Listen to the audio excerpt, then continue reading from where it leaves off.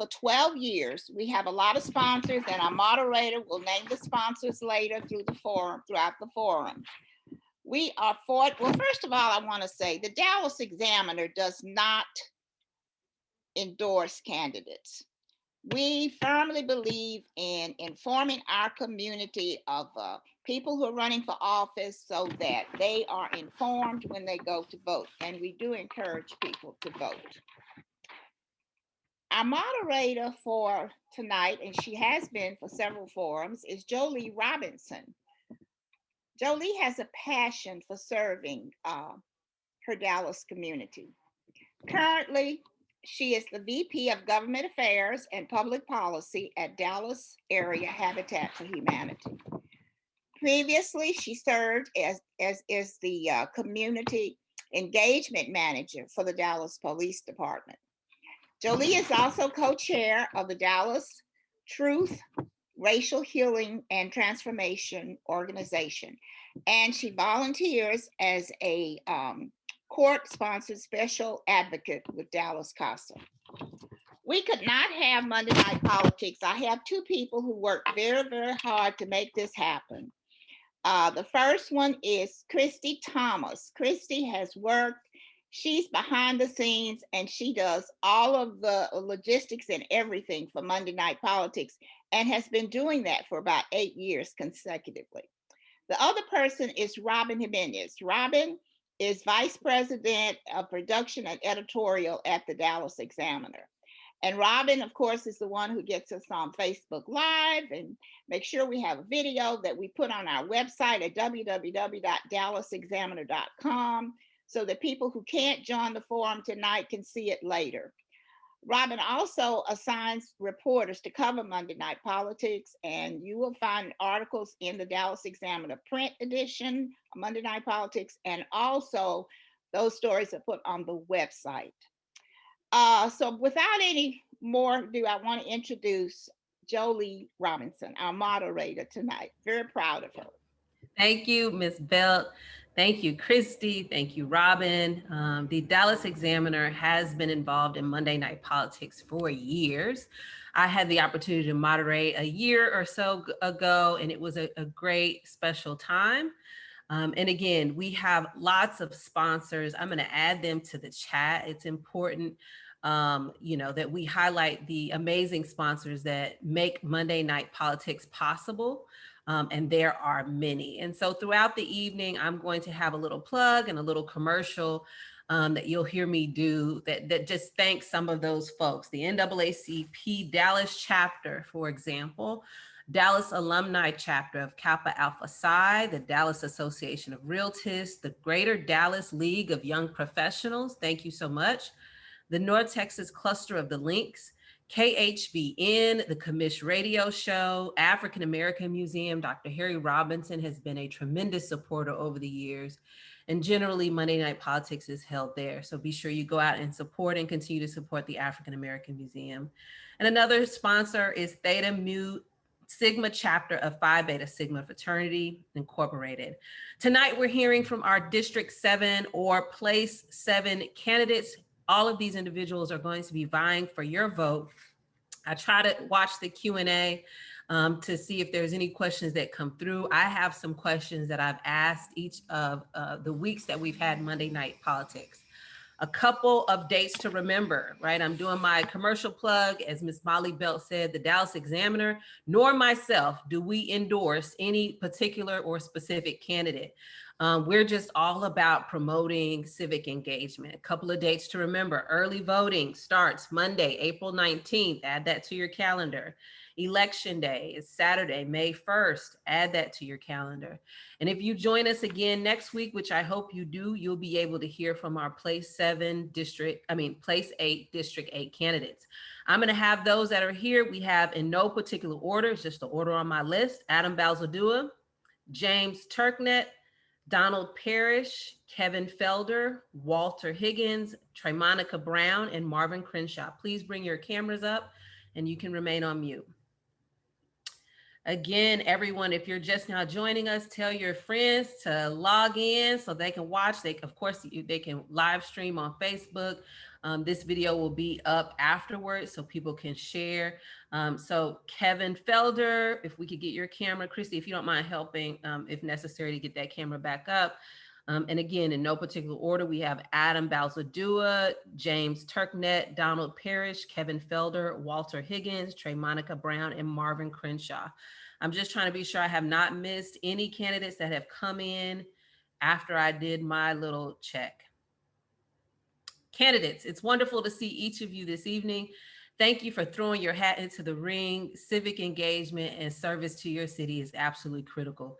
You all, if elected, really help this city run in the way that it should. So the way it's going to go, there's a timer. The first round, you're going to get 2 minutes to give your formal introduction. After that, each of the questions that I ask, you will get a minute. Christy does an amazing job of keeping track of our time. And if necessary, if you don't hear the buzzer, then she'll mute you or she'll turn your camera off. If you've been tuning in, you've seen that happen. I try to help people finish their last phrase if necessary. Are we all ready? Good. Okay, Changa. Let me be sure I have that. Walter, no, Changa Higgins. Good.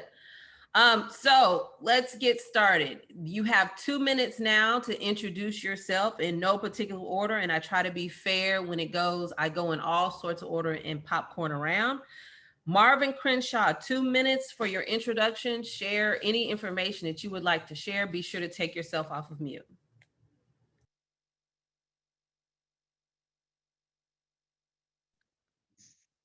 Ready? I can hear you. Okay. My name is Marvin E. Crenshaw. I'm a write-in candidate in District 7. And as a write-in candidate, if any of you want to vote for me, when you go to the polls, all you have to do is ask the person that's there and tell them you want to vote for a write-in candidate, Marvin E. Crenshaw. But I am one of the reasons why all of us are here tonight, because of the fact that I'm one of the plaintiffs in the 14-1 lawsuit. I've been running for Dallas City Council since 1984. That was my first time running, in which Mr. Albert Lipscomb won that. But I've been running ever since then. I just don't run to run. When the election is over, I continue on. I've been to City Hall and I've passed all type of legislation at City Hall, even though I've not been on the council. When there was the issue of police brutality, I was selected by Diane Ragsdale and the mayor of Dallas at that time, Annette Strauss, to be the point person to bring Congressman John Conyers into the city of Dallas.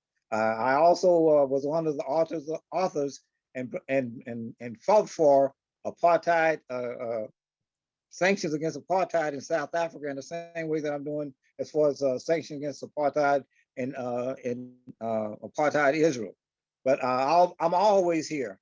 I don't leave. You know, I don't get mad if I'm not elected to the council. I just continue on and doing what I'm doing for the citizens of Dallas, and in particular for those in District 7. Thank you. Thank you. Next is am I saying Tremonica or Tremonica? Tremonica Brown? And then after Tremonica, it'll be Changa Higgins. It's Tremonica. You had it right. All right. Thank you guys so much for having me. This is a wonderful opportunity to provide a platform so people would know who to vote for. So thank you for having me out. I am Tremonica Brown. I am in hopes to be your District 7 City Council member. And I am for the people. We need somebody who was born and bred here. I'm from Pleasant Grove. Left for a little bit, and when I seen the need of my community had not changed, I did what we're taught to do, which is to return home and to pour back into our communities. When we had the winter storm, I housed over 600 people, and a lot of them, 300 of them were actually from the actual district. We need real leadership. We need somebody who understands what it is in both sides of District 7. We're a very large community and different aspects need different things. I'm here to fill the gap. I service my community monthly through my organization, Not My Son. We feed the homeless. We feed the houseless. It is a difference in between the two. We're helping to provide resources to build up sustainability within the district. And, I'm just happy to be here. Excited for you guys to learn more about me. Thank you for sharing. After Changa, it'll be Kevin Felder. All right, good evening, everyone. I'm Changa Higgins. And what makes me different and why I'm running is because in 2020, we saw the ground shift in Dallas politically.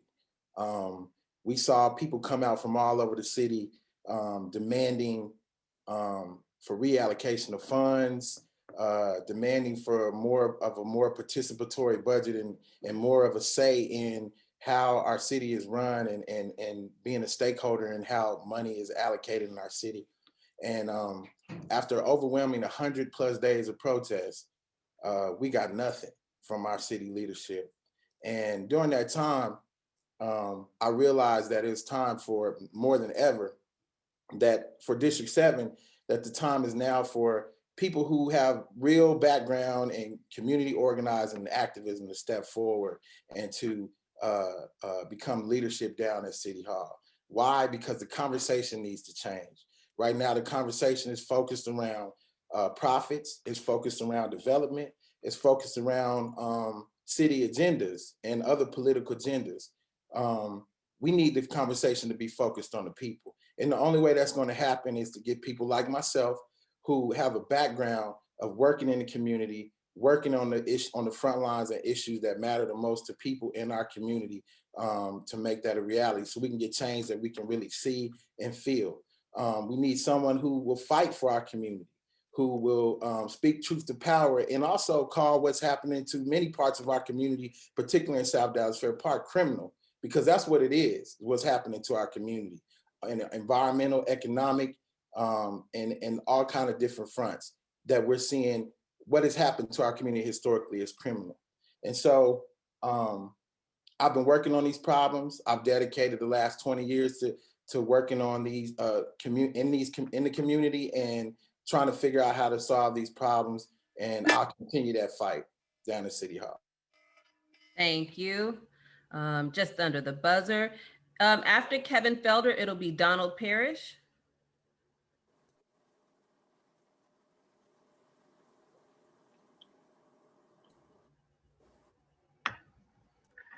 Okay, can you hear me? Yes. Okay, thank you. Good evening. My name is Kevin Felder. I'm running for Dallas City Council District 7. I held the seat from 2017 to 2019, and we did a great job. I was the moderator for Monday Night Politics in 2014. Before talking about my accomplishments, let me address the elephant in the room. One of the candidates in this race keeps alluding to an incident that happened in February of 2019. I was accused of hitting a young man with my car while driving a scooter. I did not hit the young man with my car. While driving to my MLK office, I was obstructed from driving forward to my destination by a young man that was zigzagging down the street on his scooter. When he finally pulled to the side of the street, he fell off the scooter and I stopped my car. He began to talk to me in an aggressive and threatening manner, so I left. He was not injured, did not go to the hospital. In January of 2020, the same young man was identified, arrested, charged, indicted, and admitted to violently carjacking a young woman and taking her SUV. To the candidate that keeps trying to throw dirt at me, people in glass houses should not throw stones. I successfully closed Jim's car wash while you got paid to represent him to keep the business open. I bought my house 25 years ago. I live with my wife and do not pretend to live somewhere where I'm actually living somewhere else. One more thing, I have voted for myself every time that I've run because I wanted to win and I could do so legally. You have not even voted in a city council race in the last 14 years, and you have not attended a Dallas City Council meeting. I'm gonna pause you. I'm gonna pause you and let you finish your statement, but just for everybody's clarity. I'm not saying anybody's name. Okay, it doesn't matter. So let's just be sure that when we're having this conversation. Let me just finish up. Okay.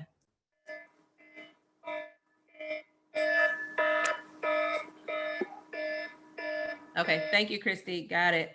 All right, I saw Calvin Johnson get logged in. So after Donald Parish, it'll be Calvin Johnson. Mr. Calvin Johnson, just to give you the basis of what's happening, you'll get 2 minutes to do a formal introduction of yourself.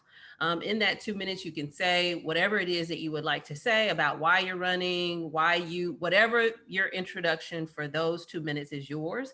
After that, each of the questions that are asked are going to be you get 1 minute to answer those questions.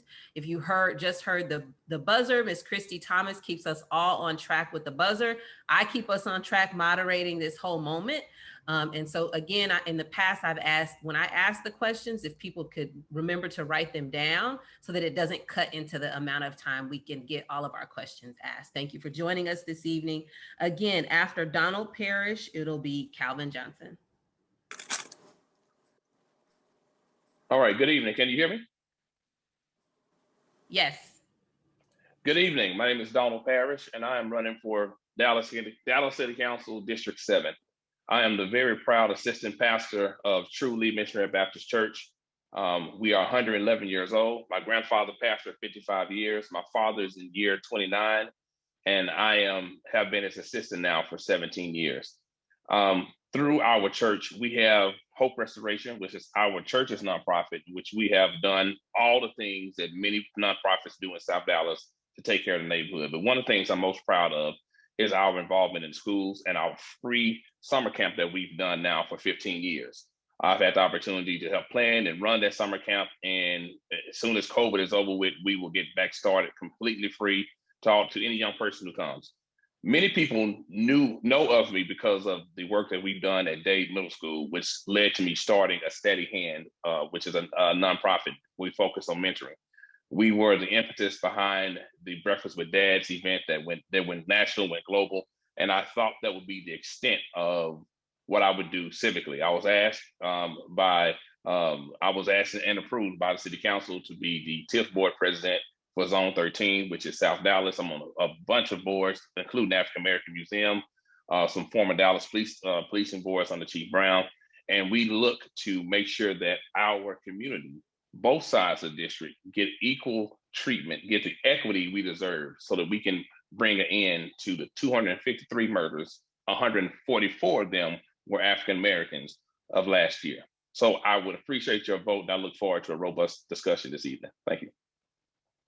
Thank you so much. Mr. Calvin Johnson?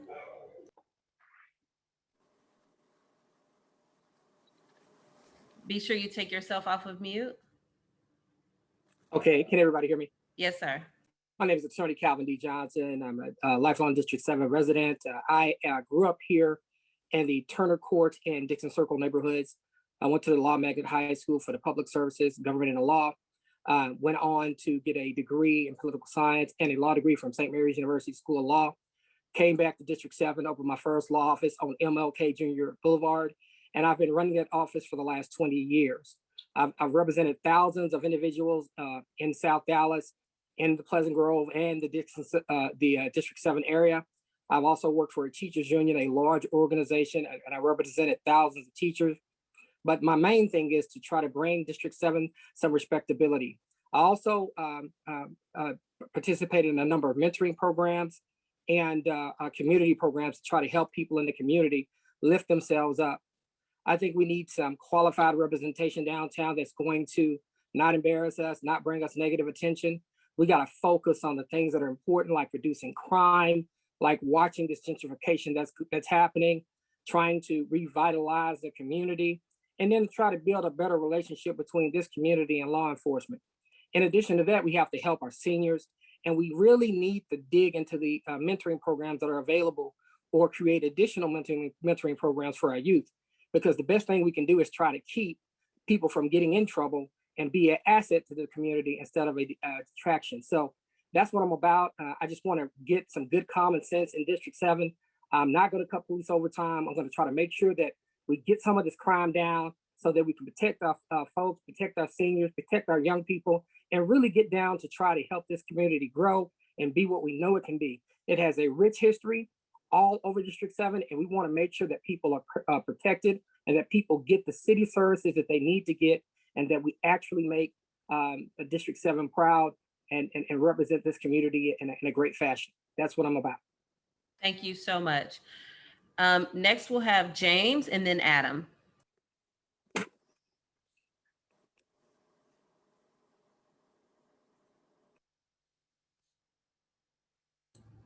Please be sure you're off. There we go.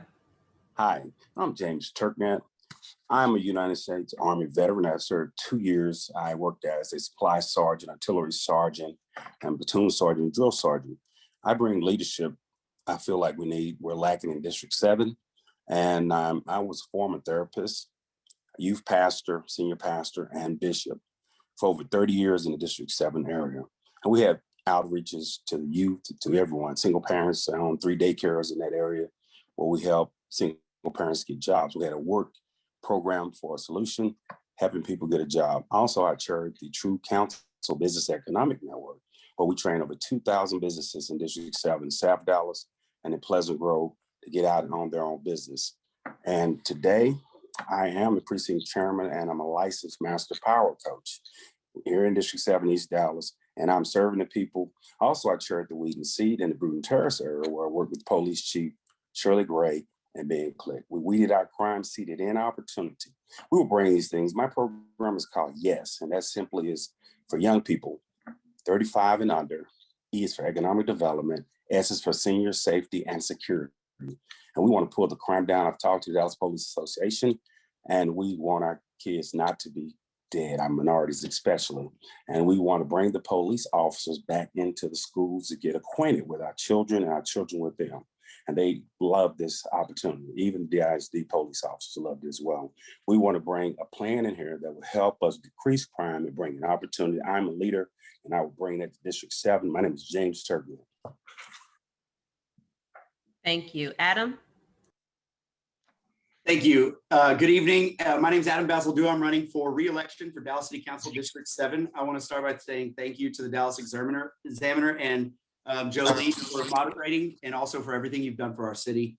Thank you to Christy, Robin, and Molly for all of your hard work to make this possible as well. I'm running on a platform of delivering results. 2 years ago, 4 years ago, I was running on a platform of promises. I believe, despite very big challenges over the past 2 years, that we have made great progress. In the past 2 years, we have brought 2 grocery stores to the district, one in the south and one in the east. We have depleted our land bank inventory of over 400 homes that have been approved by the council, and over 150 that have been complete. We have added $32 million into public safety initiatives outside of law enforcement that didn't have to cut from the police department for us to be innovative and help in other areas with public safety. We have held the police department accountable along with every other department, because that's what I vowed to do to the taxpayer when you elected me. I have led the charge to increase minimum wage for all of our hourly employees at the city of Dallas, including part-time, to $15 an hour. I also led the charge on a COVID-19 eviction ordinance that saved thousands of residents in the city of Dallas from being evicted during a pandemic. Right now, we're seeing the fruit of the labor that has come through with the crime initiatives that we passed last year. And year to date, we are seeing 3% overall crime down in D7. We have 18% of property crime down, and we are down a total of 5% and a projected 15% for the month of March year to date, from 2020. I need consistency for District 7 just as much as the voters need consistency for District 7. I'm proud to have brought honesty and integrity back to this seat, and I'm asking for your vote to keep that consistency going. Thank you. The next question I'm going to ask is about the top 3 priorities that you see in your district. And how do you intend on addressing those priorities? Again, what do you see as the top 3 priorities in your particular district? And how do you intend on addressing these priorities or those priorities? I'm going to go in reverse order. That means we're going to start with Adam and then go to James. Thank you for the question, Jolie. I would say economic development is something that has to be prioritized because it's on the brink of our district, and we have to make sure that that growth is conducive to the existing community. We have to be cognizant of displacement. We have to utilize our housing policy that exists instead of just sitting as a policy on a paper at City Hall. It needs to be implemented and enforced. We need to add to that by expanding our homestead exemption to make sure that we can protect those seniors who have fixed incomes. That's something that's already left the committee level with this current council. Hopefully we can see something get passed before we are done with this cycle. The next priority would, of course, be public safety. Public safety, of course, was a rise in crime. We have a lot of opponents that want to use this narrative of defunding the police as if it was the council's fault. Then if that's the case, then every municipality across the country has faulty councils. And that's not the case. There was a trend across the country during a pandemic, and we've experienced some really rough times. But what we have to be willing to do is hit those hard times head on with solutions and not with fear mongering, not with not collaboration. That's what we've been. All right, time was up. Again, candidates, you have 1 minute. You had 2 minutes for the first one. It's 1 minute for this round. After James, I'm gonna go with Donald.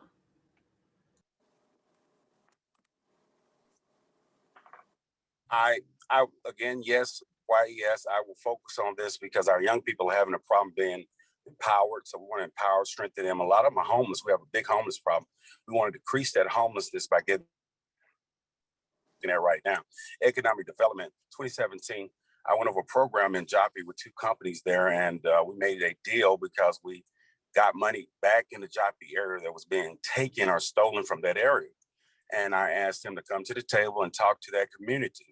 And they did. They brought me to the table and we came with an agreement. The agreement was $500,000 to be given to the Joppy area, 1.9 million to the residents. And then they talked to the former city council, which was Kevin and Felder. And he asked them for money for himself or an organization. They said no.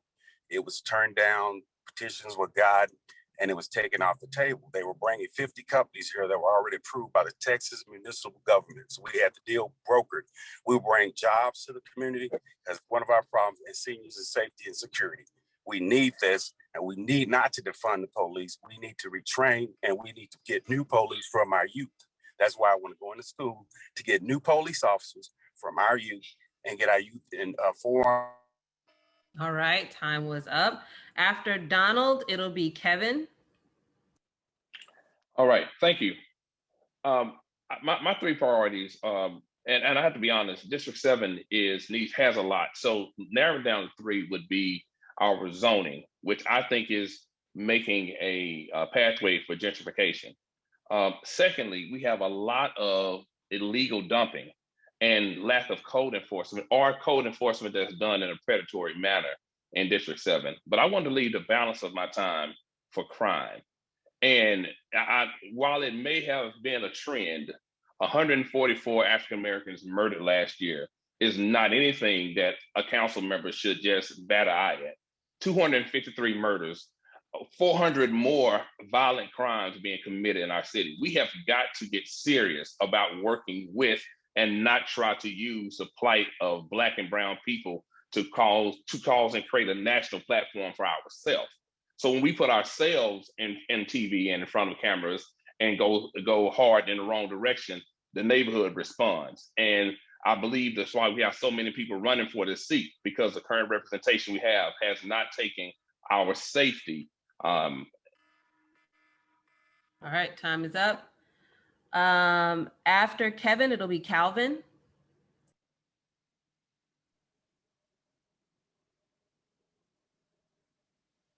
Okay. I have actually done the job for 2 years, so I know exactly what it is to do.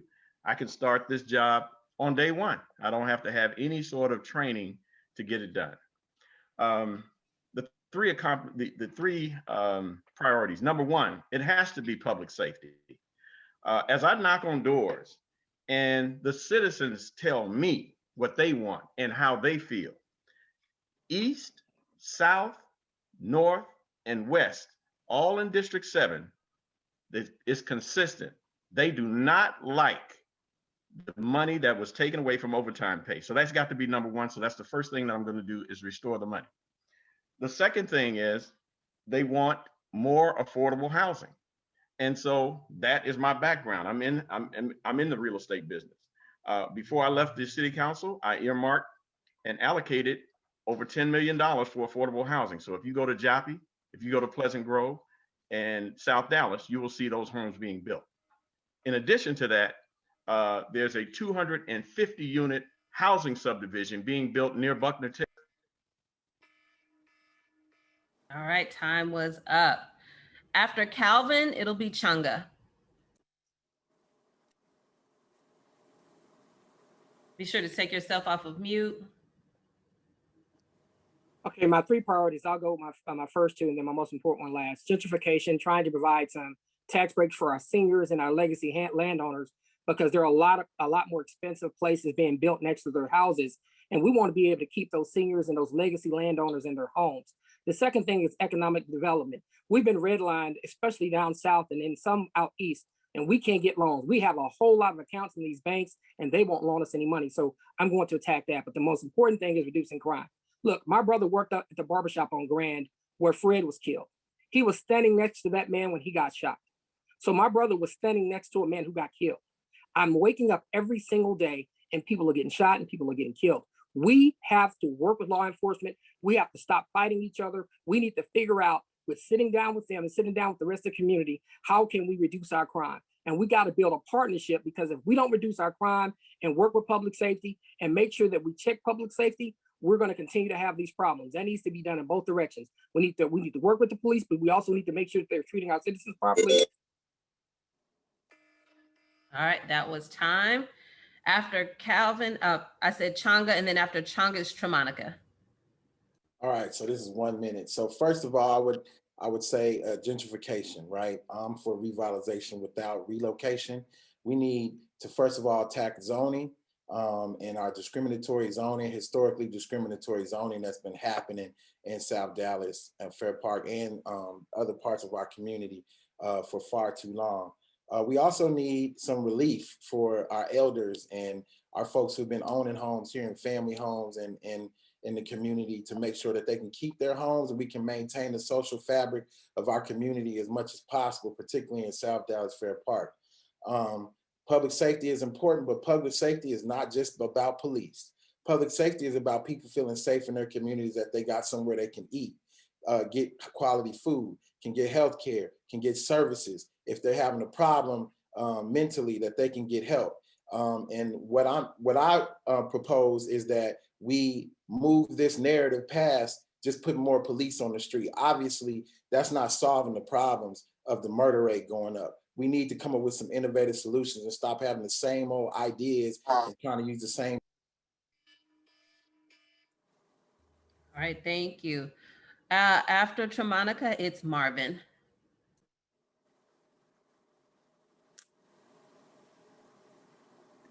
Great. Okay. So my first one will be economic opportunity, and I'm going from least to greatest.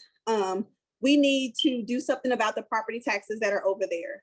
We need to create something that's going to freeze assets that are already there, so that way our legacy homeowners and our homeowners who are now on Social Security would have a better way fitting when we have a $500,000 home that's building on the corner, and it's going to supersize what their tax rate is going to be. So that's speaking on property taxes.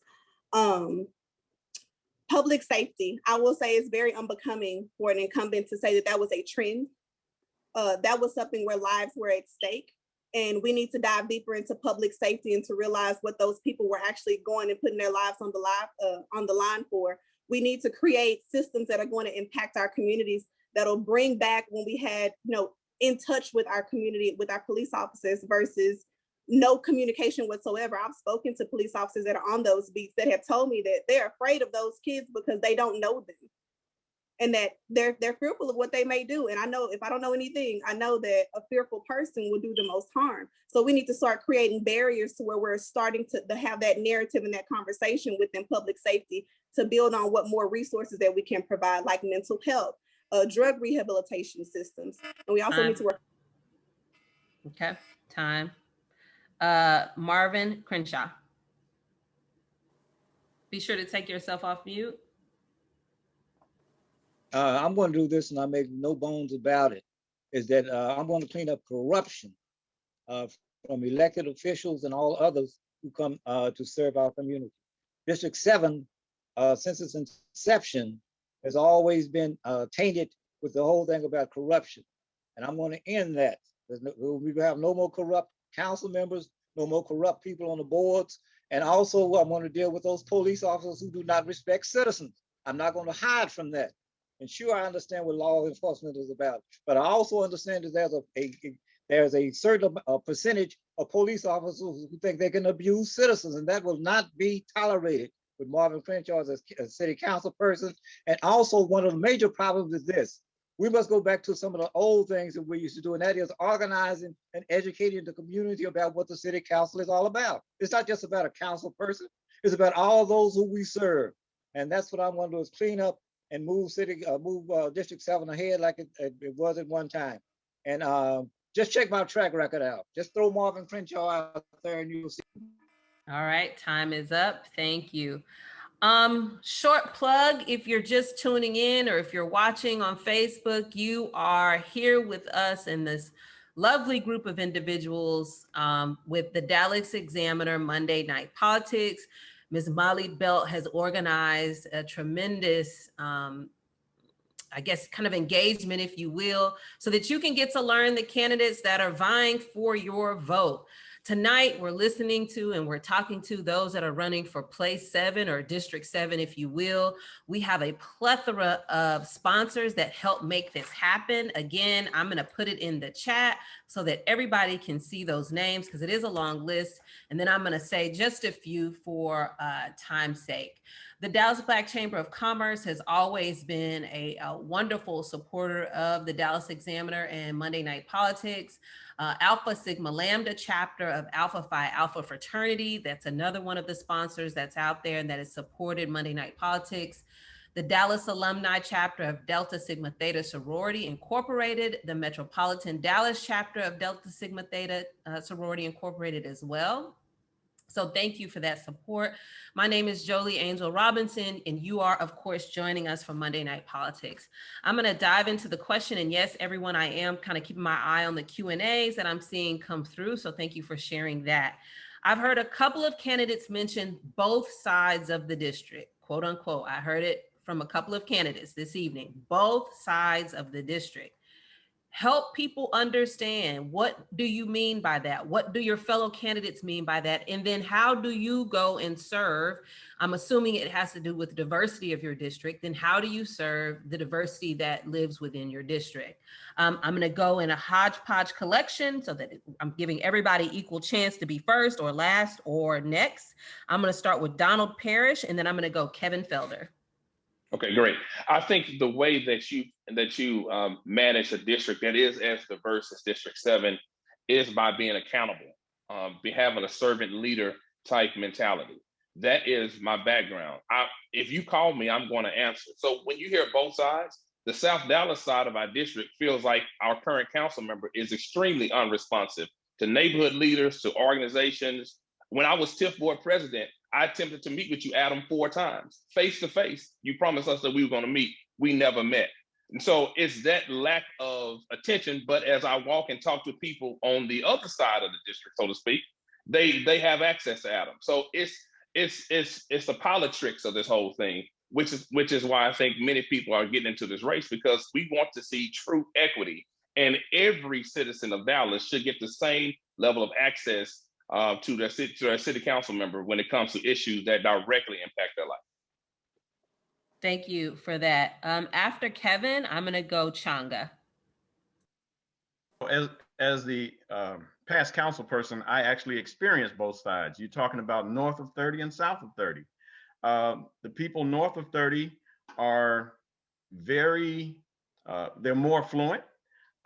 They're very, some of them are very conservative, and they want what they want.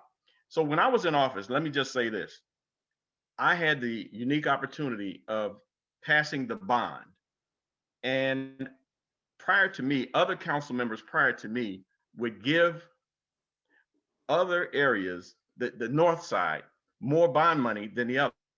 I spread it equally. As a matter of fact, I started in Joplin and South Dallas. Every park got money throughout the district. Every city council district got streets, curbs, sidewalks, alleys equally, not based upon who can give you the most votes. And that's what it has been in the past. And that's what it is right now. So I'm not that type of person. I spread it out equally. I opened an office in the MLK Center and Adam closed it. That's a All right, time is up. After Changa, it'll be Marvin Crenshaw. So for me, I kind of coming from a background in design thinking and community organizing and solving problems for the last couple of decades, I actually come at this from a different direction. And yes, there are two sides of the district. We live in Dallas, Texas, which has a history of racism, has a history of unequal treatment, unequal resources being allocated to Black communities over other communities. So there is a disparity. But as I'm telling people, as I'm walking and knocking on their doors, as South Dallas goes for District 7, so will Buckner Terrace one day. So will Claremont. So will the other areas of the district that may be more affluent, maybe more white, more conservative or whatever. But until you fix the holistic problems in this district and we come together collectively to fix those problems and kind of get past this myth that there's a zero-sum game that one part of the district has to win over the other part of the district, we're going to continue to fail. Thank you, Changa. Marvin and then Tremonica. Well, I just want to say this is that in my 40 years of organizing in the city of Dallas, I've not. Be sure you, I think it accidentally pressed mute. There you go. I serve all those districts. Even there are even those who talk about me because of the fact I talk about BDS or sanctions against Israel. I can function in all parts of Dallas, and I can bring all types of people together, which I do all of the time. They might disagree with me in the beginning and talk about me, but before it's over, they'll say, "Look at that Marvin Crenshaw." And I just want to say this, and then I'll let it go. Is that I'm a history maker. And I want all of you to join me in making history by doing a write-in candidate. It's never been done in the city of Dallas. I'll bring everybody together. Thank you. Thank you. After Tremonica, it'll be Calvin. So the question was, what was the difference in how will we manage it? So the difference is, yes, one side is more affluent, one side is more poverty stricken. What we would need to do is pour more funding into our Parish, which would be our South Dallas side. We need to provide more resources over to our Pleasant Grove side that's often left, but we also have the affluent side, which is the north side of 30. So when we're saying what we need to do to gather it and to bring it all together, we would need to start wanting to build up South Dallas in a way that is not for monetary gain, but for equity gain. So that way everybody would be able to be on a balanced scale to bring up District 7 into a district that's evenly stretched across the board. That's all. Thank you. After Calvin, I'll have Adam. Okay, look, the first thing you got to do is you got to keep your word when you say you're going to meet with somebody. When I go through and talk to community leaders, pastors, and other community organizations, they're saying our current council member is just not making any meetings. If he does meet, he's leaving quickly, or he just doesn't show up. And what we got to do, I don't care if you're affluent, if you're rich, or you're poor, you got to show up to the meeting so that the people feel like you at least have some concern for them.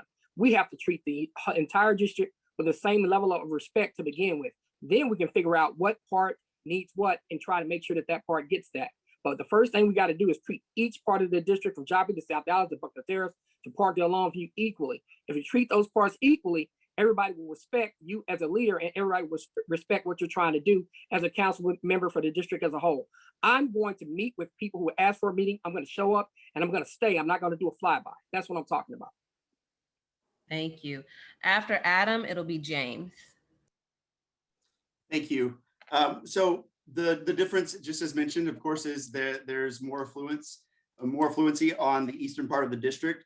I want to address something that was said directly at me, and the irony in coming from somebody who just moved to the district 9 months ago and moved to the eastern part of the district. So we can discuss politics, but let's just be real about it. And what I have done is had diligent leadership in all parts of the district. I have support from Bonton all the way up to Bishop Lynch High School. I have made sure to include all of the stakeholders and neighborhood leaders as a part of the conversation. When opening up PD 595, the first call that I made was to Honorable Diane Ragsdale, who the PD 595 is her baby. I think it is important to just be a voice for the people, not be the voice of the people. I want to carry what is needed for each self-determined neighborhood, and it has to be done diligently and with boots on the ground if we are going to have adequate representation with how diverse this district is. Thank you. And James? Yes, we do definitely have a problem, East Dallas and the southern area. I've stayed all over District 7. I'm from Butler Terrace to Pleasant Grove to South Dallas and now in East Dallas. And we do have disparities. We need to make sure that we understand all the people and work with them as best as we can. We have had a hook, we've had a crook, and now we've got a cook. We need leadership in District 7, somebody who can help bring District 7 to another level and make it a prominent area like it should be. We have the most diverse area in all 14 districts. Thank you. Thank you. So I'm going to take my moderator privileges and say we're going down a slippery slope of jabs. I'm not missing it. So let's get it back together and let's answer the question. Okay, let's answer the question that's being asked. There's people within your district that want to hear your solution to some of the problems that they're having. Okay, let's get back to the questions. I appreciate each one of you and your presence here this evening. Thank you to those that are asking the questions. I am trying to review those and weave those in as well.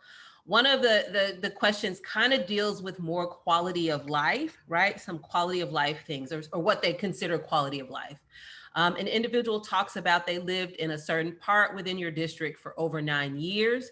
Over the last 2 to 3 years, the area has gotten worse. So there's a couple of problems that they mentioned. The rising homeless population, increase of trash all over the place, increase of guns being shot, and the overall deterioration of the area.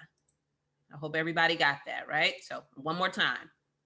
This individual says they've lived in a certain part of the district for over 9 years. Over the past 2 or 3 years, this area has gotten worse. What are your plans? I'm reading their words. What are your plans to care for the rising homeless problem, increase of trash all over the place, increase of guns being shot, and just the overall deterioration of the area? Again, I'm going to go in order so that everybody's getting a chance. I'm going to start with Tremonica, and then I'm going to go to Changa. Absolutely. So one of the main things that I focus on is community cleanups. We have in District 7 a problem with trash, and we also have it to where code enforcement isn't on top of their game.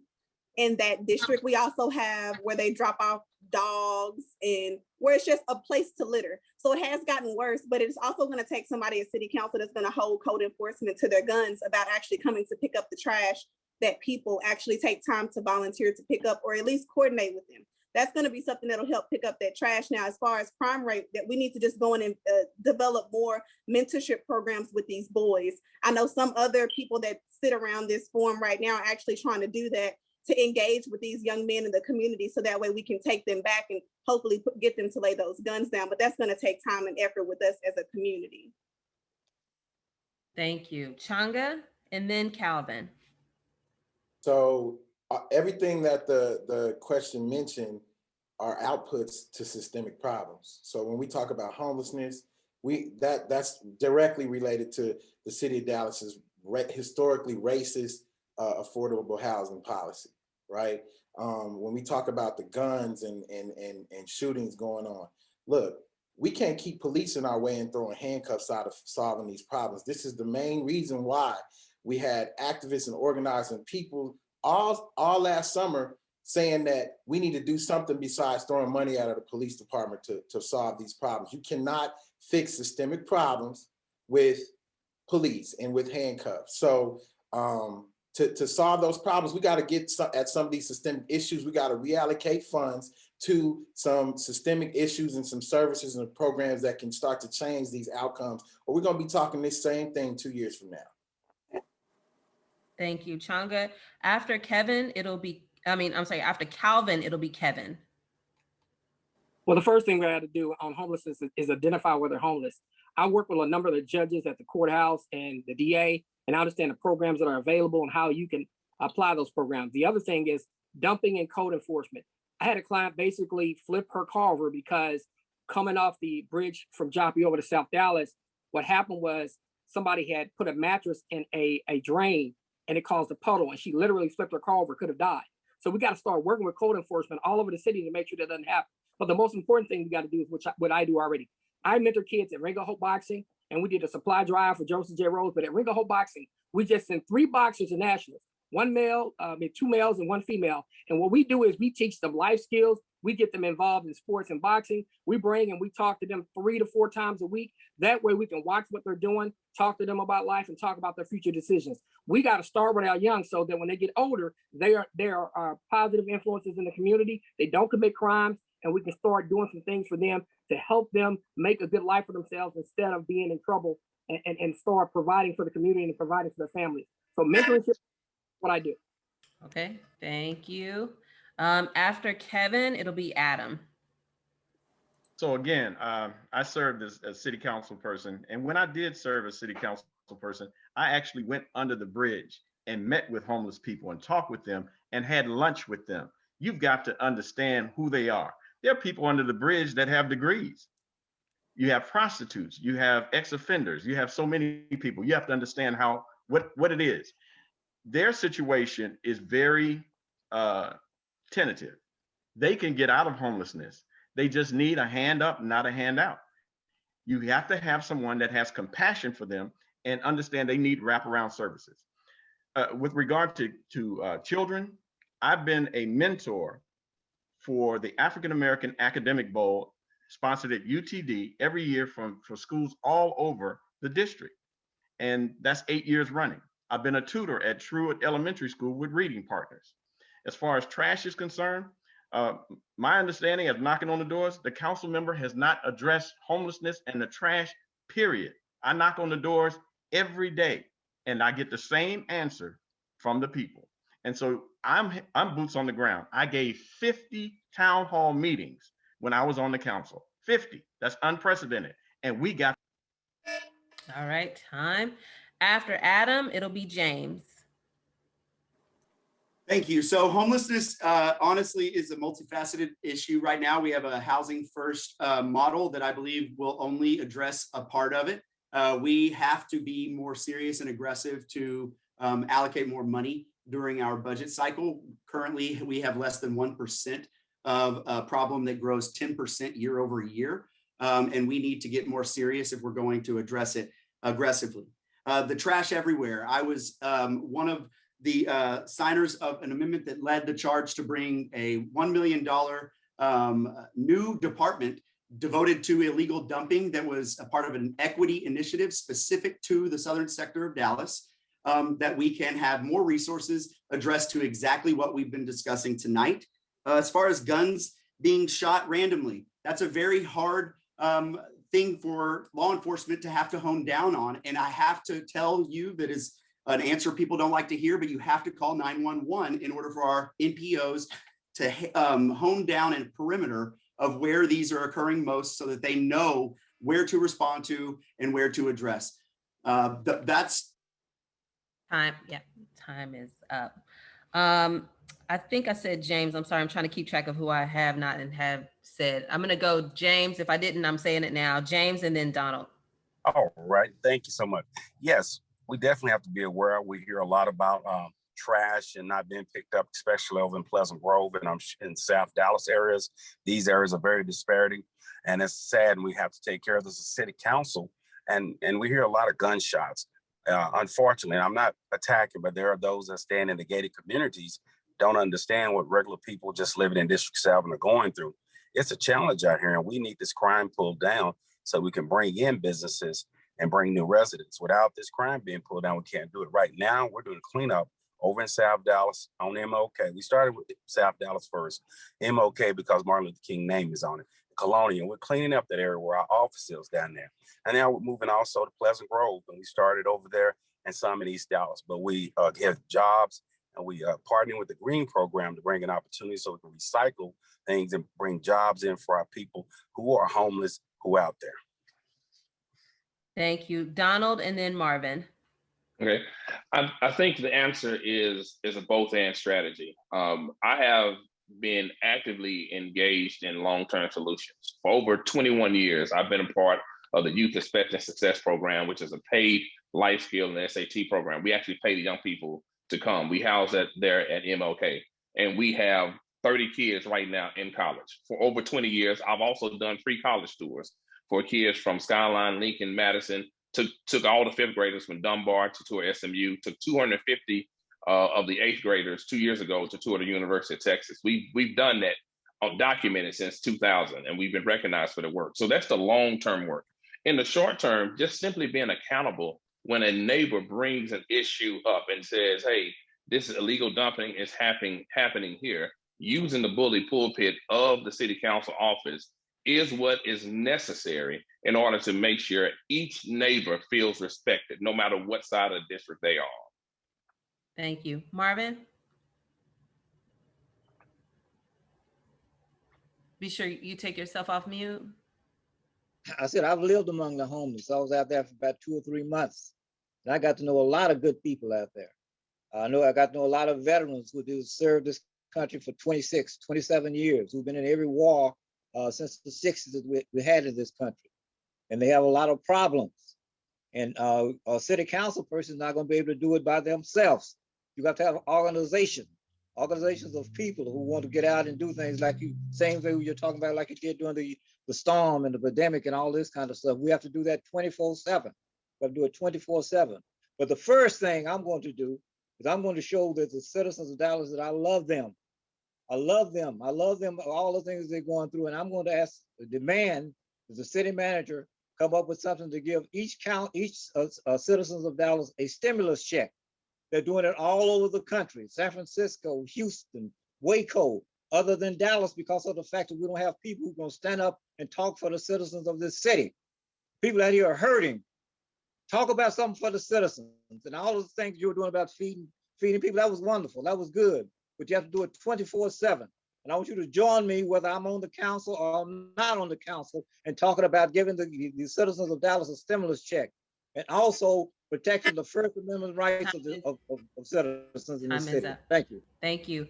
One of the questions deals, and I see the thread in another question as well. It deals with development that's happening, that's coming to specifically South Dallas, I think is what I saw as well, but perhaps other areas within your district.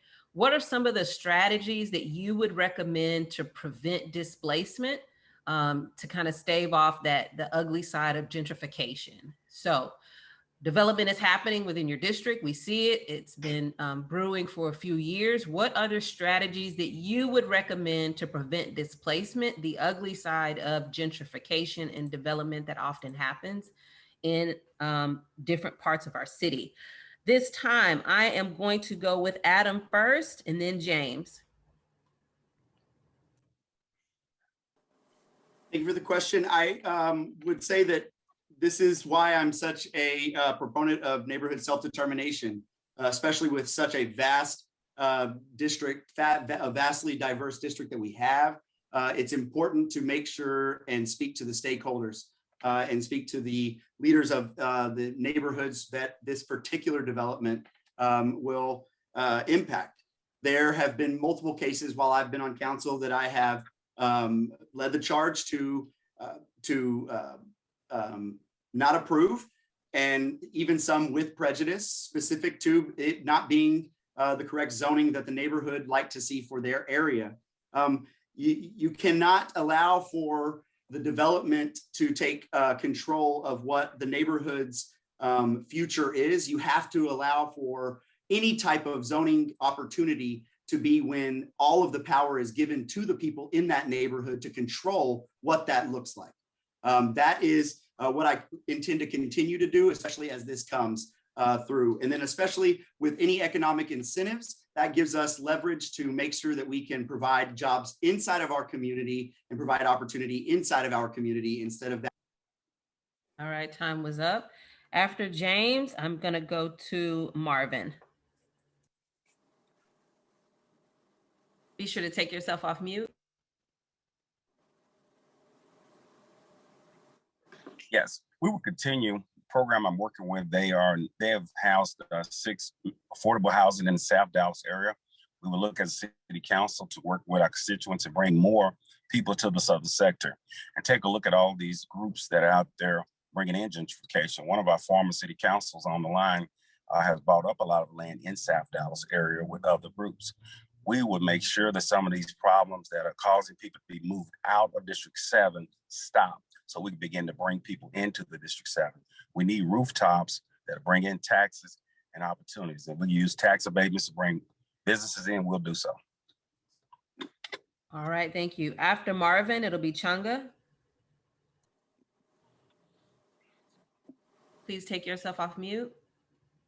One thing that I have experienced over the last 40 years in Dallas, especially at City Hall, is this: is you have to have a council person that's going to listen. I don't have all the answers to all the questions. I don't, and that is why we must build a base to wherein the people who have that type of knowledge can give it to me.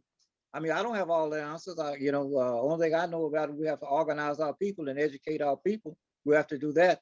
But there are plenty of people out in the community who have ideas on how to do various things and have experience in it. And we have to go back to that old day and that old time religion of meeting our people and organizing again and talking to them. I don't have an answer to all the questions, but I want to make sure that the people meet and come together and able to talk to me and say and tell me what's wrong. Thank you, Marvin. After Chunga, it'll be Kevin. All right, well, I'm just going to echo what Mr. Crenshaw said, who is one of my mentors. And I think all of this, there's a bunch of solutions we could say to these problems. We need to address zoning. We need to have people, community-based development plans like the work Southern Sector Rising is doing. We need to increase the diversity of affordable housing and increase the ability for community-based and community-based builders to be able to build homes that are affordable for people. But more than anything, we need to take it back to the old school. We need to go back to the Elsie Faye Higgins model, to the model that Diane Ragsdale had and other people, where we brought in people and made a participatory policy committees that looked at policy, helped to drive strategy in the direction on what the policy is going to be made, right? We don't have to know all the answers. You just got to have the right people in the room to sit down and solve the problems. And so that's what you get when you bring an organizer to the council, right? Somebody who has a background in doing that. And that's what I bring. Thank you. After Kevin, it'll be Donald. So I have already approached State Representative Jasmine Crockett. What we need is a homestead preservation district that would freeze the property taxes for the people that already live in the district. If the $300,000 house is being built next to the $30,000 house, it would freeze the property tax values of the $30,000 house where it is. It would not go up. We're working on that right now, working with her. There's also another program that if the resident would pay a $5,000 fee, they would freeze the property taxes. So I'm already working on things like that. And the homes that are being built in South Dallas now are earmarked out of the bond program that I enacted. So the progress on the ground is already in progress that I've put in place. Thank you. After Donald, it'll be Tremonica. All right, great, thank you. I believe that the answer is complicated, but how we get there is pretty simple. And that is, we listen to our neighborhood leaders. We listen to our neighborhood homeowner associations, our neighborhood associations. And because those people who live in the various communities of a very diverse district of District 7 can tell you exactly what they want and what they do not want, because they live in it. They drive past it every single day. I do believe that if we act as if we're king of our district, then we miss the boat. And so in walking and talking with community leaders, that's what I'm hearing is lacking. And that's what I'm hearing we need to get back to, is having some accountability and listening to the neighborhood leaders. And they will tell you what type of development they want and what type of development they do not want. And then we follow the will of the people. Thank you. After Tremonica, it'll be Calvin. Great. So we need community buy-in. We need our stakeholders to know about these developments prior to and actually have a say into what's actually going to take place there. Truth is, gentrification is already there. Like I said, one of the main things that we need to focus on is, Kevin Felder did touch on it, is the freezing of the property taxes and working that down. I also have another program that I'd like to introduce, and it's going to be a program where we're actually allowing development for those people who are already in the community that'll be able to benefit from, which will be bringing properties that are $70,000 that they can actually own. So that's something that I also want to bring to the table too. We need to build up more home ownership for those people that are already into the neighborhood. So as we do have the sweep of gentrification that's already there, we also still have empowerment for the people that are there and make those low income wages. Thank you. Calvin? Yes, the first thing we got to do, I heard people talk about affordable housing. We got to be a quality housing, because if you build a house and 5 years later it's starting to tear up and you got mold problems and it's falling down, it's not going to do us any good. So we got to work on that. Provide some kind of assistance for our legacy owners, the people who have been there, tax breaks, those type of things, programs that allow them to fix their homes up, programs that allow them to have low interest loans or forgivable loans to be able to fix their properties up so they can stay in them. The other thing is, as a lawyer, I don't have to converse with anybody. I understand how to write passable laws, how to write passable legislation, how to write passable codes so that we can get the things done that we need to get done for our homeowners. That's the difference between me and the other people that are running for this office. Thank you. Thank you. Now is my commercial break for everybody. Again, if you're tuned in, if you're watching, this is the Monday Night Politics brought to us by the Dallas Examiner, Ms. Molly Belt. I just asked, we had a kind of response from somebody watching. Candidates, if you do not have to put your camera off, please don't. Like, it pops in and out for those that are watching. So just that. A couple of dates to remember, everybody out there in the viewing world. Early voting starts Monday, April 19th. Election day is Saturday, May 1st. Again, we have next week, we'll be hearing from Place 8 or District 8 candidates. Tonight, you're all hearing from Place 7 or District 7 candidates. If you want to find out your nearest voting location, dates, or any other information, you can check out dallascountyvotes.org to find out if you're registered and all that great jazz. I think you have until the 1st. That is votetexas.gov. Again, thank you. That's my phone. Thank you to all of those that are out there watching for the support from Ms. Molly Belt and the tremendous work that the Dallas Examiner does to bring this to us. Another question from Q&A is about economic recovery. I'm going to read it as written. What is your strategy for economic recovery for our district? Do you support, and this one particular part of the question has come up very often from other people, do you support direct cash payments to residents? That's one. And I think somebody else talked about direct monetary support, again, to residents and then to landlords. I think I saw that as one of the questions. So I'll read the question as it's written. What is your strategy for economic recovery for your district? Do you support direct cash payments to residents? That question has come up specifically from a few different people. So I'm going to go in a variety of an order, just as I've done before, so that not one person is put on the spot. I'm going to start this round of questions with Kevin, and then I'm going to go to Donald.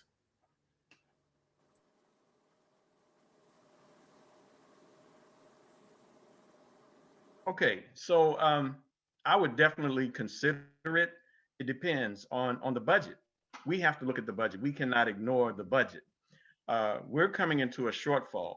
There have been a number of calamities that have faced the city of Dallas.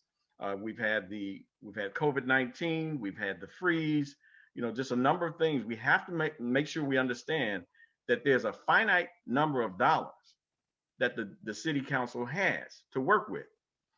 Some people think there's an endless supply of money at the city. Those of us who have not been on the council, you're going to be surprised how it actually works. And the second thing is, you have to make sure you can get 8 votes. One person cannot get anything passed.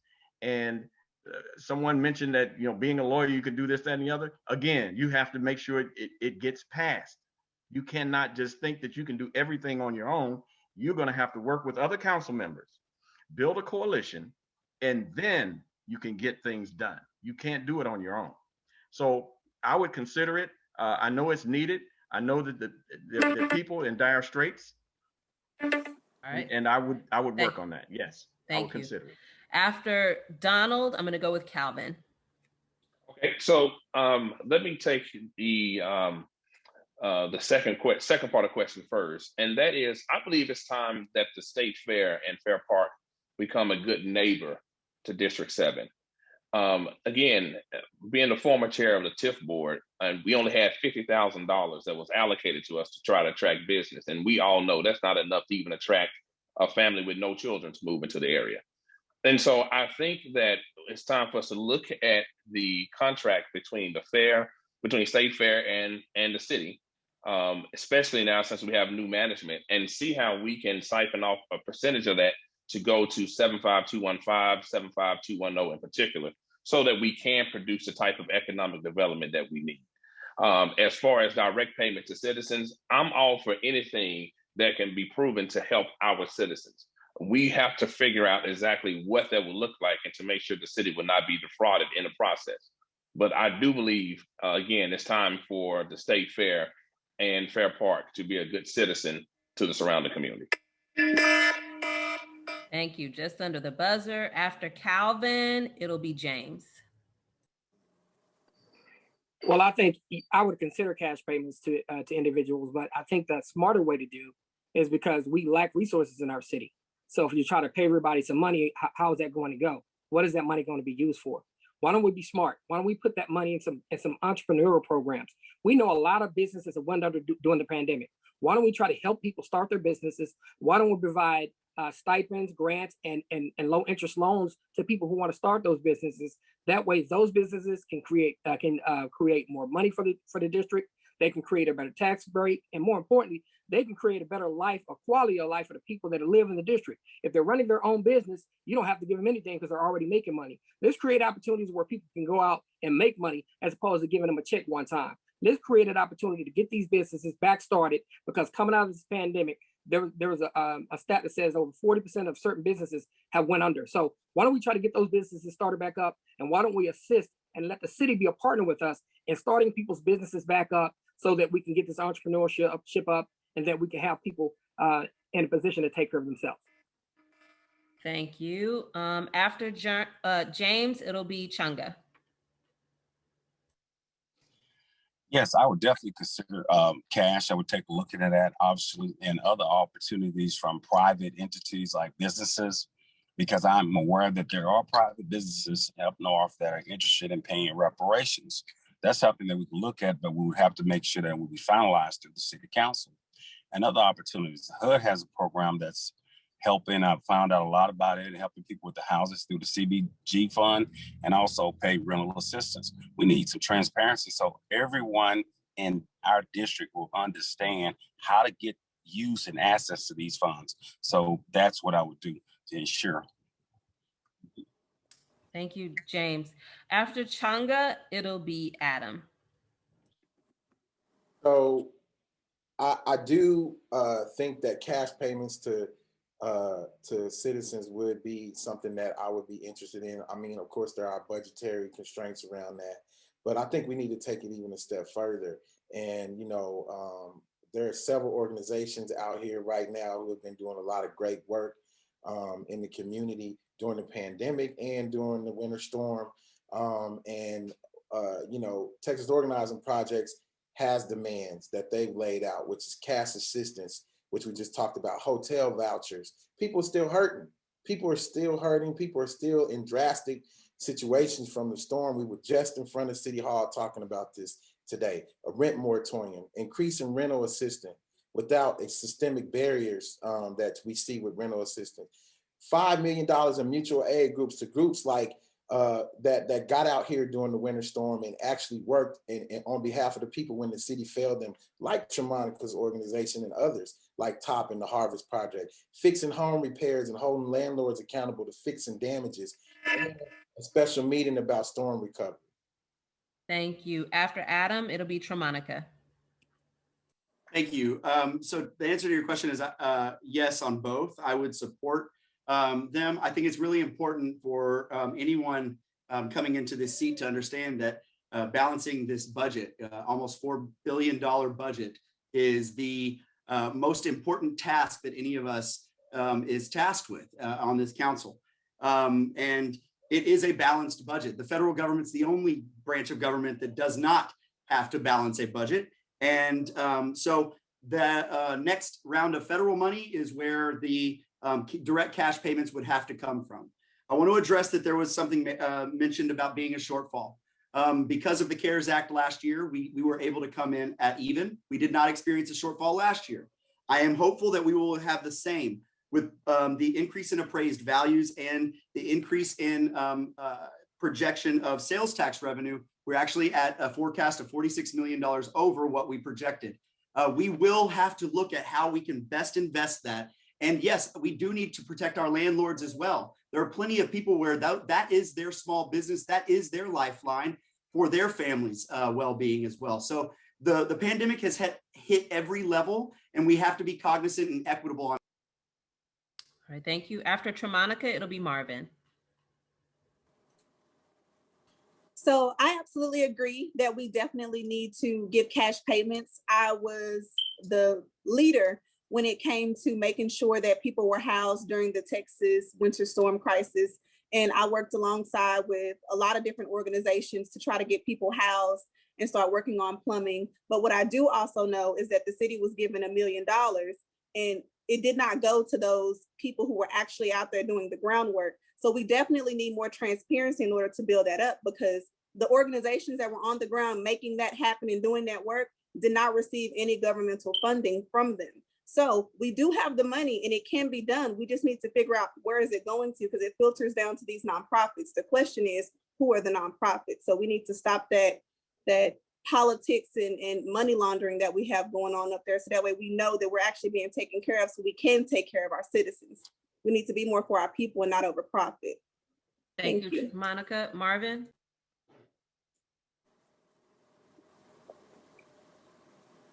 Please be sure to take yourself off mute. I brought that up. I think that is an excellent and a wonderful idea. We're not talking about giving nobody $1 million a piece. We're talking about showing the citizens that we appreciate them. And I'm all for the organizations that were out there struggling and helping people getting their budgets together and having funds to do something. But let me share something with you. Last year, there was $200 million that was just sitting there, that it came down from the Fed, just sitting there. And that was a move that was being made that to let it get to the point to where it had passed a certain point and the city could do whatever it wanted with it. And they wanted to give it to the police department. There's money there. You get 8 votes and ask the city manager to find out ways that you can, various ways that you can do that, and he'll do it. 8 votes changes a whole lot of things, as all of us have been saying. But we need to show the citizens of Dallas that we appreciate them. We need to show these organizations that we appreciate them also. It can be done. There's no such thing that it can't be done. That's why we built 14-1, to serve the citizens of this city, not to serve the developers. Thank you. Time is up. I'm going to ask a question about the digital divide is very real in our city and in District 7. We saw it with the response to COVID, testing, vaccine shots. We saw it the winter storm. You all have talked about both sides of your district. You've talked about the diversity that exists with your district. That also includes those residents of your district whose first language may not be English. And they've experienced a lack of consistent communication from the city about resources. Explain how you might address that problem. I'm going to start with Tremonica, then go to Marvin. Can you repeat that question? Yeah, it talks about the diversity within your district. The digital divide is real in our city and specifically within your district. The current pandemic, the testing, the vaccine, along with the most recent winter storm has made that evident. Our older residents and those whose first language may not be English have experienced a lack of consistent communication from the city about resources. How might you address that problem? Awesome. Okay, so we already started. What we did is we started reaching out to our youth. Our youth, the electronic base, that's the world that we live in. We've started pairing them to work with some of our elderly in the community. We also start working with some of those kiddos who can translate and some of the adults who have free time to volunteer. So that way we're starting to translate everything that we do into Spanish, since that's the second language of our district. So those are some of the things that we're doing right now to gather and bring more unity to what we're doing. So that way everybody across the board would know what was going on versus one side versus the other. Thank you, Tramanica. After Marvin, it'll be Chunga. I'm 75, so I mean, I guess I'm one of these older people that you're talking about, because I had a very traumatic things that happened to me during that those winter things. I didn't think I was gonna make it a couple of nights because of the fact of the cold weather. And I think in Texas, you know, we should be bilingual anyway, and we should have more bilingual people out working in the communities and in positions where they can serve the city of Dallas. I have no problems with that. That is why we built 14-1, because of the fact that, you know, there are various people who live in various communities and they need to be served. But as again, I would depend on more. I'm a community organizer person. You know, I know a city council person cannot do that by themselves, and I would lean heavily on and give the community organizations resources to do things in the city of Dallas, so the citizens can live better than we have or we are. So I am highly on community organizations. That's what happened during the Elsie Faye Higgins days. We had organizations and organizers. All right, time was up. After Changa, it'll be James. So Jolie, that question is kind of thick. I was wondering if you could ask it again. Yes, sir, I can ask it again. The digital divide is real in our city. The current pandemic, for everybody else that needs me to repeat the question, please write it down if you need to. The current pandemic, the vaccinations, not only that, but also the testing, along with the most recent winter storm, has made that clearly evident. Our older residents and those whose first language may not be English have experienced a lack of consistent communication from our city about resources. Explain how you might address that problem. Well, you know, during the winter storm, I, had to take a pause from the campaign, and you know, we were still going door to door, and I was still helping, but we were doing wellness checks on people in the community, and it was really startling what we were finding out about some of our elders in the community who were really being left to die, who didn't have anybody to check on them. But it's the organizations on the ground, right? It wasn't the city, right? Once again, the city failed us. It was the organizations on the ground that were using their own time and resources to make this happen. I firmly believe that there is a collection of organizations on the front lines across this city that need to be given money to be able to expand their efforts and resources, and the city needs to figure out a way to integrate them in to their services and their response. And their wraparound services. Thank you, Changa. After James, it'll be Adam. Yes, we would definitely have disparities in this area of communicating and getting information out to District 7 people. I rarely get anything from my District 7 City Council now. I'm not sure why, but I would work with our programs in District 7 and build a resource booklet and program that would work with the nonprofits like Tramanica and different people like myself and different ones that have nonprofits to make sure it gets to the people. Work through our water company and reach the seniors on their bills, work through the library system and get our people more activated through these programs and work with their churches. But doing the resources, we can get them out, have a book in all the areas they could pick up, all the churches, all the nonprofits and places, and get it out in this fashion. And of course, through our young people helping our older, that is so important. Thank you, James. After Adam, it'll be Donald. Yes, the digital divide is absolutely real. It's one of the glaring disparities that exists in our city. I saw it firsthand in the front line of a DISD classroom, both at Skyline High School and Wilmer Hutchins High School. I remember students telling me stories about sitting in McDonald's parking lots just so they could turn in their papers on time that were required to be done electronically. That's why I'm proud to support my colleague, Councilmember Resendez, who led the charge to provide checked out hotspots that we are still continuing to expand going forward into the next fiscal year's budget. Currently, we have put over 3,000 that were prioritized in the southern districts to start. In addition to that, you know, the city did fail as a whole, which is a lot of reasons why you saw a lot of council members taking it into their own hands. I want to thank the opponents on this call for all of the work that they did. I think that these are the times that we see community really needing to come together. And there was a lot of collective collaborative efforts. And that's what was needed at the time. We need to continue to put pressure on equitable investments if we are going to address that gap and hold big capitalistic companies like. Time is up. All right. After Donald, it'll be Calvin. All right, thank you. You know, I sit on a couple SBDMs. I chair the SBDM at Dade Middle School, and at Dunbar Elementary School, we are very involved on that campus there. And so I understand the digital divide. And what I don't understand is how we can have AT&T downtown Dallas and the adjacent neighborhood to it has the worst internet connectivity possible. We need representation in that seat who has what it takes to go in there and have a conversation with a company like AT&T and say, we need for you to be a blessing to our entire community and to fix this problem.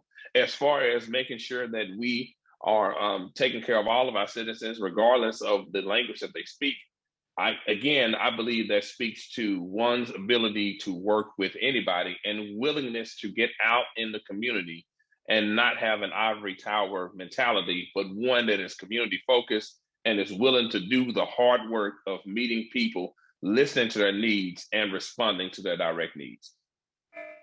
Thank you. And Kevin? Me? You said Kevin or Calvin? Kevin. I'm sorry, Kevin Felder. I thought you said Calvin at the beginning, but I don't mind going if you want. Oh, I'm sorry. No. I'm sorry. You're right. Y'all are so right. After Donald, it was Calvin, and then Calvin, it'll be Kevin. You all right. Keep it together. All right. What I was going to say is when I talk to people, they talk about the cell phone tower dropouts and the poor internet service. We got to get on AT&T and the other internet providers and Wi-Fi providers to make sure they give us better service. The other thing is paper versus internet. Some of our older citizens don't get on the internet. Why don't we develop a handbook? When I was at the Teachers Alliance AFT, we developed an employee handbook. There was a resource so that those people go to it. When they couldn't talk to us, they could use it. So let's develop some kind of resource handbook for our older citizens, and the others can go to the internet. The other thing we need to do is work with the organizations that already exist. So if somebody deals with the language barrier, get with those organizations and assist those organizations.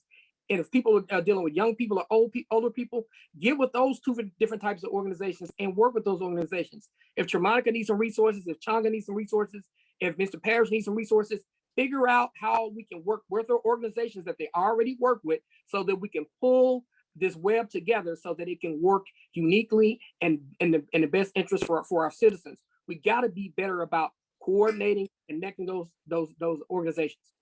Okay, thank you. And now Kevin. Okay, so here's the thing.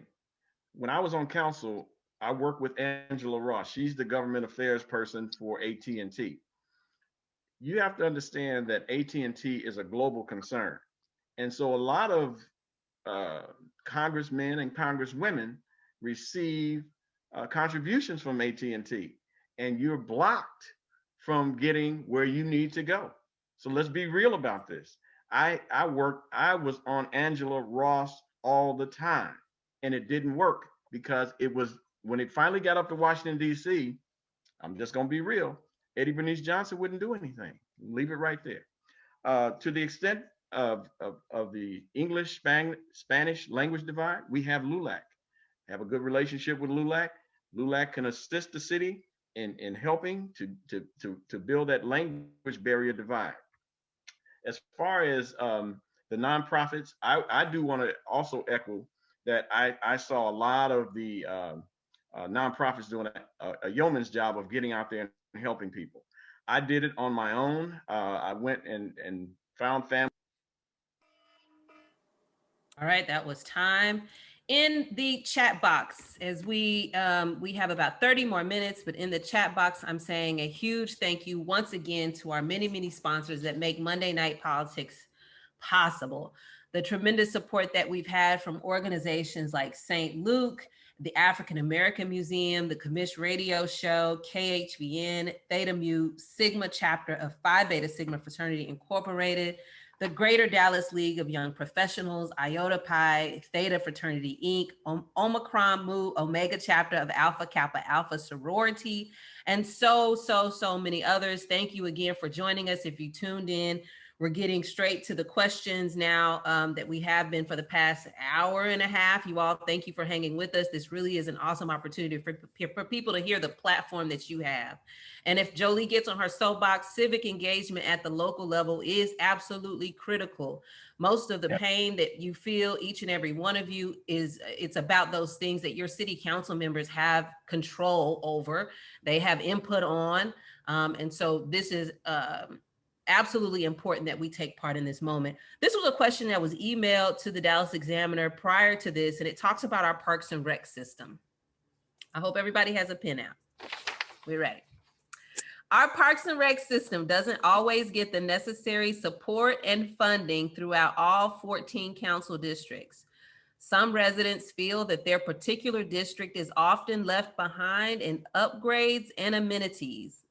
Please provide your thoughts, clarify your commitment to our Parks and Rec system, and describe how you might address the lack of funding or support in District 7. I'm gonna read it one more time. We good? Thumbs up, we good? Okay.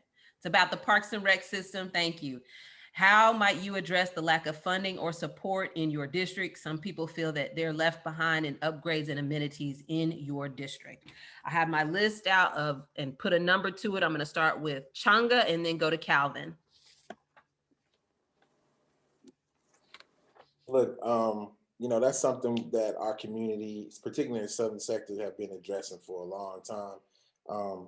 Our parks are not user-friendly. They don't get the funding that we see with other parks. We just need to make it a priority. We need to make it a priority, and we need someone down there that's changing the conversation and makes it a priority. If you're elderly, our parks aren't that user-friendly. The seats, the accessibility to be able to get there and sit comfortably in areas, you can't do that. We're not even utilizing our spaces properly.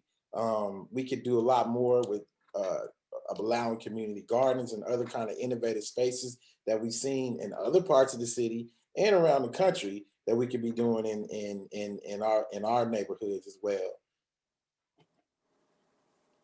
Thank you, Changa. It'll be Calvin, and then it'll be Kevin again.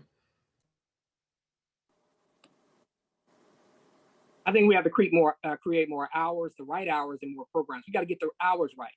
Figure out what's the best time to use that park and rec center and get in there and do it, and then commit more money and resources to our parks and recs. We got to get with the nonprofits, get with some of the sports leagues, and try to create partnerships that allow those leagues to use our parks more and to use our recreation centers as mentorship hubs. That way you can bring everybody in, you can be mentoring kids, you can have sports leagues, and we can actually get a hold on our youth. In addition to that, figure out what our seniors need and what time of day will be best for them to get in there. So that it can be accessible for them and that they can get the most out of it. But we have to have a commitment to our parks and recs, and it can be a great commitment that can solve some of our other problems if done correctly. Thank you. After Kevin, it will be Tremonica. So again, I'm very proud to say that I invite everybody on this, all the challengers on this, to go to X-Line Park and see the new aquatic center. That's my work. Go to every park in District 7 and you will go to the bond program and see that every park in District 7 received funding. That hadn't happened in the past. The money was shifted north and the southern sector didn't get hardly anything, if they got anything. So I did what I was supposed to do, and I will continue to do that. But you have to understand, there are many areas in the southern sector in District 7 that are behind. So what you have is deferred maintenance. You're not going to get it done in 2 years. But I had a tremendous start, When you look at X-Line Park, when you look at the Martin Luther King Center, $750,000 I put in the Martin Luther King Center. Look at go to the senior center at the MLK Center. That's all my work. My work speaks for itself. Look at the bond program and see how the money was spent. That's my work. Thank you. Thank you. After Tremonica, Marvin. So I know, especially on my side, my park, which I grew up at, received nothing. It got a small cosmetic lift, but it's not really operational. We have a lot of parks that aren't really user friendly. A lot of my neighbors are elder. You know, they want a track. They want the little league teams, want level ground, just basic necessity things that have been left in the dust for the southern sector that I would like to see changed. I do know when we do divvy out money, I feel like the prettier side of the district will receive more funding, whereas we need to start trickling that down to those parks that have been left in the dust for quite some time now. So that's what I would like to see happen. Thank you. After Marvin, it'll be James. All I can say is this, is that I don't like to say I did my part, but we would not be here, and different accomplishments would not have been made if it had not been for 14-1. Roy Williams and myself, we caught all type of criticism, and different people would not even give us money for gas, you know, doing that whole 14-1 thing. So I've put it here, and there are those of you who just have to understand and figure out how to do it. Thank you. After James, it'll be Donald. Definitely our parks need a lot of help in District 7, and we do need a leader who will put money in those areas. And we often see a lot of money going into the east area of District 7. It has to go all around District 7. I'll be that leader to make sure that it happens all around District 7. And I believe in working like an MLK Senior Center. I remember Precinct Chairman, bless her heart, she's dead. She did that hard work to make sure that the center got in there. And she got that money from programs when she could not get it from the city or others. She went to the county and everywhere else and made sure that Senior Citizen Center was done. Thank you. Adam? Yes, so as soon as I got in office, there was the playground that had been stripped from Forest Park because of graffiti and various activities. I offered up over $600,000 for us to revamp that, which was the first park upgrade in my tenure. In addition to the aquatic center that Mr. Felder had with the bond at X-Line, no upgrades were being made to the rec center that was falling apart. We've put over $200,000 in the past 2 years into X-Line Center because we have a very involved park board member who does equitably address all parks and recs in our district. I want to speak about approving the loop trail that's going to connect White Rock Lake through White Rock Creek all the way down to Syene Station for DART and connecting with multimodal infrastructure. I want to talk about the MLK Center upgrades that I added to what was going on to make sure that seniors had a walking trail and a new playground upgrade.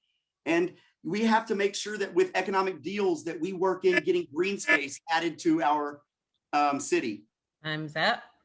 Thank you. One of the questions from the I didn't get a chance, Jolie. Oh, I'm sorry, Donald. Go ahead. No, you're fine. Listen, this is a tough crowd to moderate. There's 9 of us. I'm not. I do not envy you. Go ahead. Okay, great. I think this is an issue that overlaps with public safety, and so I believe our parks and our park system, if we're being honest, has been systematically cut for at least 10 to 15 years. You look at Baylor Scott and White over at Juanita Craft, and while I appreciate Baylor Scott and White, I sit on the board of the parking clinic at Hatcher Station, so I appreciate the influx of medical needs being addressed in our community. They took away our recreation center, and then the hours were cut. So we have to make sure that the recreation centers, the hours are extended back to what it was when I was a kid, and then also that we have that those parks are secured. And it does take active police officers to make sure that those parks are secured. And so I think in order for that to happen, funds cannot continue to be cut away from park and recreation, but we have to make sure that we're doing our best to have quality healthy lifestyle things capable that our young people and our seniors can access. So thank you, Jolie. Thank you. Thank you. I hope I got everybody right. Looks like I did. Good, good, good. So it's like 7:40. The final question before I give everybody their 2 minutes is really about efficiency at City Hall. Some people have mentioned that. And the other one, I'm going to try to do a double decker, affordable housing. So somebody in the Q&A talked about it seems to be an oversaturation of affordable housing using the low income housing tax credit in the southern part of the city, including District 7. What will you do to make affordable tax credit unions built in high opportunity areas, including North Dallas? And then the question about efficiency at Town Hall. If you can handle that all in a minute, that would be fantastic. I'm going to start with, I think I'm going to do it right this time. I put numbers next to everybody. It'll be James, and then it'll be Changa. Please be sure you're off mute. Yes, with efficiency in the Dallas City Council, that is important. Right now, we need a city that's more efficient and is also more responsive to the people and their needs. Affordable housing is crucial. Now, we can't do anything about North Dallas, but be one of the voters. What we have to be concerned about is making sure that we have the appropriate amount of affordable housing that's necessary in District 7, because that's where we live. And we need that. It's getting expensive. If you have these expensive houses coming in here, we're not going to be able to keep affordable housing because the taxes are going to go up too high. But we can change that by making District 7 a place everyone can live and survive. And that's what I would do. Thank you, James. Next is Changa, and then it is Marvin. Well, you know, as a lot of people know, that the way that the city of Dallas runs hasn't changed in probably the last 30 years. It's in need of some new system design. It's in need of using technology to bridge the gap so that less people can work, do more work. And also we need some KPIs, we need some metrics, we need some receipts with data. We need to start using data to see how these city departments are actually operating. I know internally in the city, a lot of numbers are floating around, but that stuff never really makes it out to the people in the community. And so it's time to look at this stuff and use the tools that we know other cities are using to excel out there. And on the second question, I can't remember exactly where we were going with the affordable housing because there's a lot in the question. But once again, I think that we need to change the conversation about what we're calling affordable in the city and remove the barriers that we currently are having that are making it to where developers are building homes that are way above what people can afford in our community. Thank you. After Marvin, it'll be Adam. Only thing I'll say is this, is that at this present time, it's hard for me to determine what do you mean by affordable housing because of the fact that I think talking about container houses or building containers and homes out of containers, and that's affordable housing. I think we have to go back and redefine different things and find out what we're talking about as far as affordable housing is concerned. And I would, as always, as I said earlier, is that a council person does not have all the answers, but I would find me a community organizer, an expert in affordable housing, and hire that person or group of people to come up with some ideas. I'm never afraid to use the community. Thank you so much. After Adam, it'll be Donald. Thank you. I want to first pay homage to Marvin Crenshaw for 14.1 because, you know, another huge component to 14.1 is the accountability that we have the ability to hold on our city manager. And accountability is exactly what the council has done. This is a form of government that doesn't require necessarily one person to make decisions, but in order to be efficient and an efficient leader to deliver results for our constituency, we have to be able to build consensuses at City Hall. I can confidently say that I have never failed to deliver counting to 8 when I needed to for our district. And that's something that is extremely necessary. That's something that we have lacked in the past. And that's something that we have to look at having going forward, because you have to be able to work with others to get things done, because just as it was mentioned by Mr. Crenshaw, we cannot do things as our own, no matter who is elected to this seat. Thank you. After Donald, it'll be Kevin. Okay, I think the affordable housing question is one that Dallas is facing as a whole. Where we build affordable housing, what does affordable housing look like? And we also have to be responsive to community that does not want an influx of apartments or multifamily housing in the middle of a plan that had single family housing. So we have to be responsive to the community. And as far as the inefficiency at City Hall, there have been some positive changes made to the website, but even navigating the website can be difficult, let alone when we were allowed to go down in person, to conduct business. And so I think it'll be healthy for any one of us in this position to almost do a day of the life of a Dallas citizen and work through each system. If I had to pay this bill, if I had to file this complaint, and then I bet you we can get more efficiency there at the government. As far as how we govern each other, we have to be civil. We have in our discourse, we will always have disagreements, but we need to be able to be civil with one another and not attack each other as much, but be civil so we can find the solution to the problems that we all face. Thank you. Thank you. After Kevin, it'll be Tremonica. So again, housing is what I do for a living. I live in a neighborhood that is surrounded by 11 apartments. And most of the 11 apartments are low-income apartments. And by the way, it has gotten to my ear, Adam, that you're proposing a LIHTC deal on Buckner. And I'll let you know right now, you will have opposition on that. And you also talked about counting to 8. I successfully defeated Martin Marietta and Union Pacific Railroad to stop two batch plants from polluting air in Joplin. Number 2, I successfully put a coalition together to defeat the car wash that, one of the panelists that represented in the past, and to make a more livable quality of life on MLK Boulevard. Those are the things that we need to look at. As far as affordable housing, people use that term interchangeably. I know what it actually means. It's more than 30% of your income going towards. That's time is up. Tremonica and then Calvin. Great. So when we talk about affordable housing and the actual growth of it, what I feel like we should do is what I mentioned before. We need to tackle what affordable and livable options are within the different bounds of the different parts of the districts. Meaning what I feel like he was getting ready to say was it's supposed to be based off of 30% of your budget, of your household budget. I feel like if we tackle that, we can truly dissect what affordable housing is and stop using it as an interchangeable source. And so once we able to say South Dallas, they're not going to be able to afford a $225,000 home, which is supposed to be the sweet number now.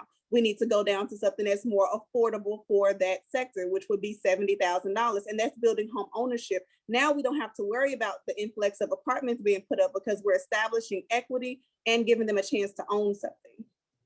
Thank you, Tremonica and Calvin. What you want to do is you just want to build quality housing that's affordable. Some people don't mind living anywhere in our district. We just want it to be quality. So you want to create opportunities where people can get in houses that they can use, that are decent, that they can live their lives, and they can actually afford. And when it comes to efficiency, I remember when I worked for the teachers union, I had 10,000 members. We only had a staff of 8. I had to figure out and organize how to provide all kinds of services, whether it's filing grievances, whether it's helping them get their federal benefits, whether it's making sure they keep their jobs. You have to have somebody that has some experience in delivering services and delivering services quickly. We got to ask the public what they need, how they want it delivered to them, and we have to get together and figure out a way to get that done. And I think if we actually talk to the citizens, as opposed to thinking we know all the answers, I think we can actually accomplish that. Thank you, Calvin. Thank you, all panelists. We have now reached the mark in our time where everybody gets their final 2 minutes. You have a website. People still have a bunch of questions that were not answered, were not able to be asked or answered.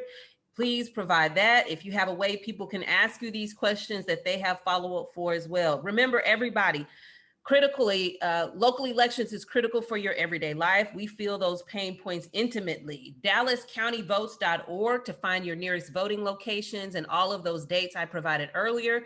Thank you to Ms. Molly Belt, the Dallas Examiner. Thank you to our tons of sponsors that we provided in the chat for all of your assistance. Dallas Panhellenic Council, that's one of them. Again, the Dallas Black Chamber, the African American Museum, and Dr. Jolie Robinson. You can also visit votetexas.gov. Early voting starts Monday, April 19th. The election day is Saturday, May 1st. I'm Jolie Robinson. Candidates, we ready for your final 2 minutes, wrap up whatever you would like folks out there in Dallas and the world to know. And we'll probably go a little bit past our 8, but that's okay. I'm taking a little bit of leverage here as the moderator, and I want people to hear your last minutes.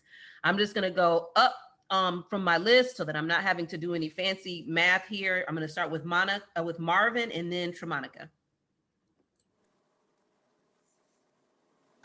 I think this is that we are in a predicament in the city of Dallas. I talk about it all the time with the various people, and they get upset, is that we're about to lose all our First Amendment rights because of the fact that we're under attack. American cities are under attack. If you read and you look at different things, you'll find cities saying we're not giving any more money to Israel because of their human rights policies. And in the city of Dallas, we need to do the same thing because they're robbing us blind.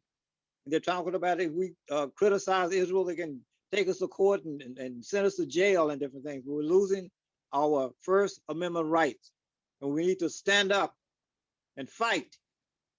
In the same manner that we're talking about fighting homelessness and everything else, we need to fight for our First Amendment rights and tell the Zionists that we're not sending any more council members to Israel, because most of the time they'll take council members from Dallas and different places and take them, give them a free vacation, a free trip to Israel. No more, no more, and no more police brutality. And we cannot hide and act like it doesn't exist. It is there. We need to deal with the police brutality. We need to deal with the whole thing of Zionist Israel.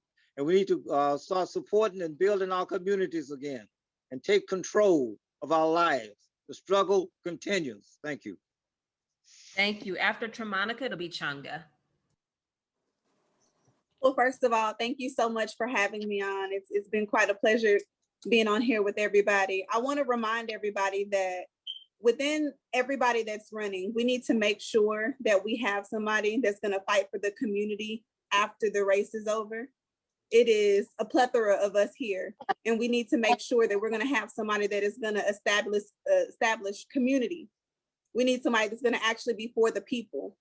Within the time of me stepping into this realm, I have fed, I have clothed, I have housed unapologetically without a single dollar from our city government.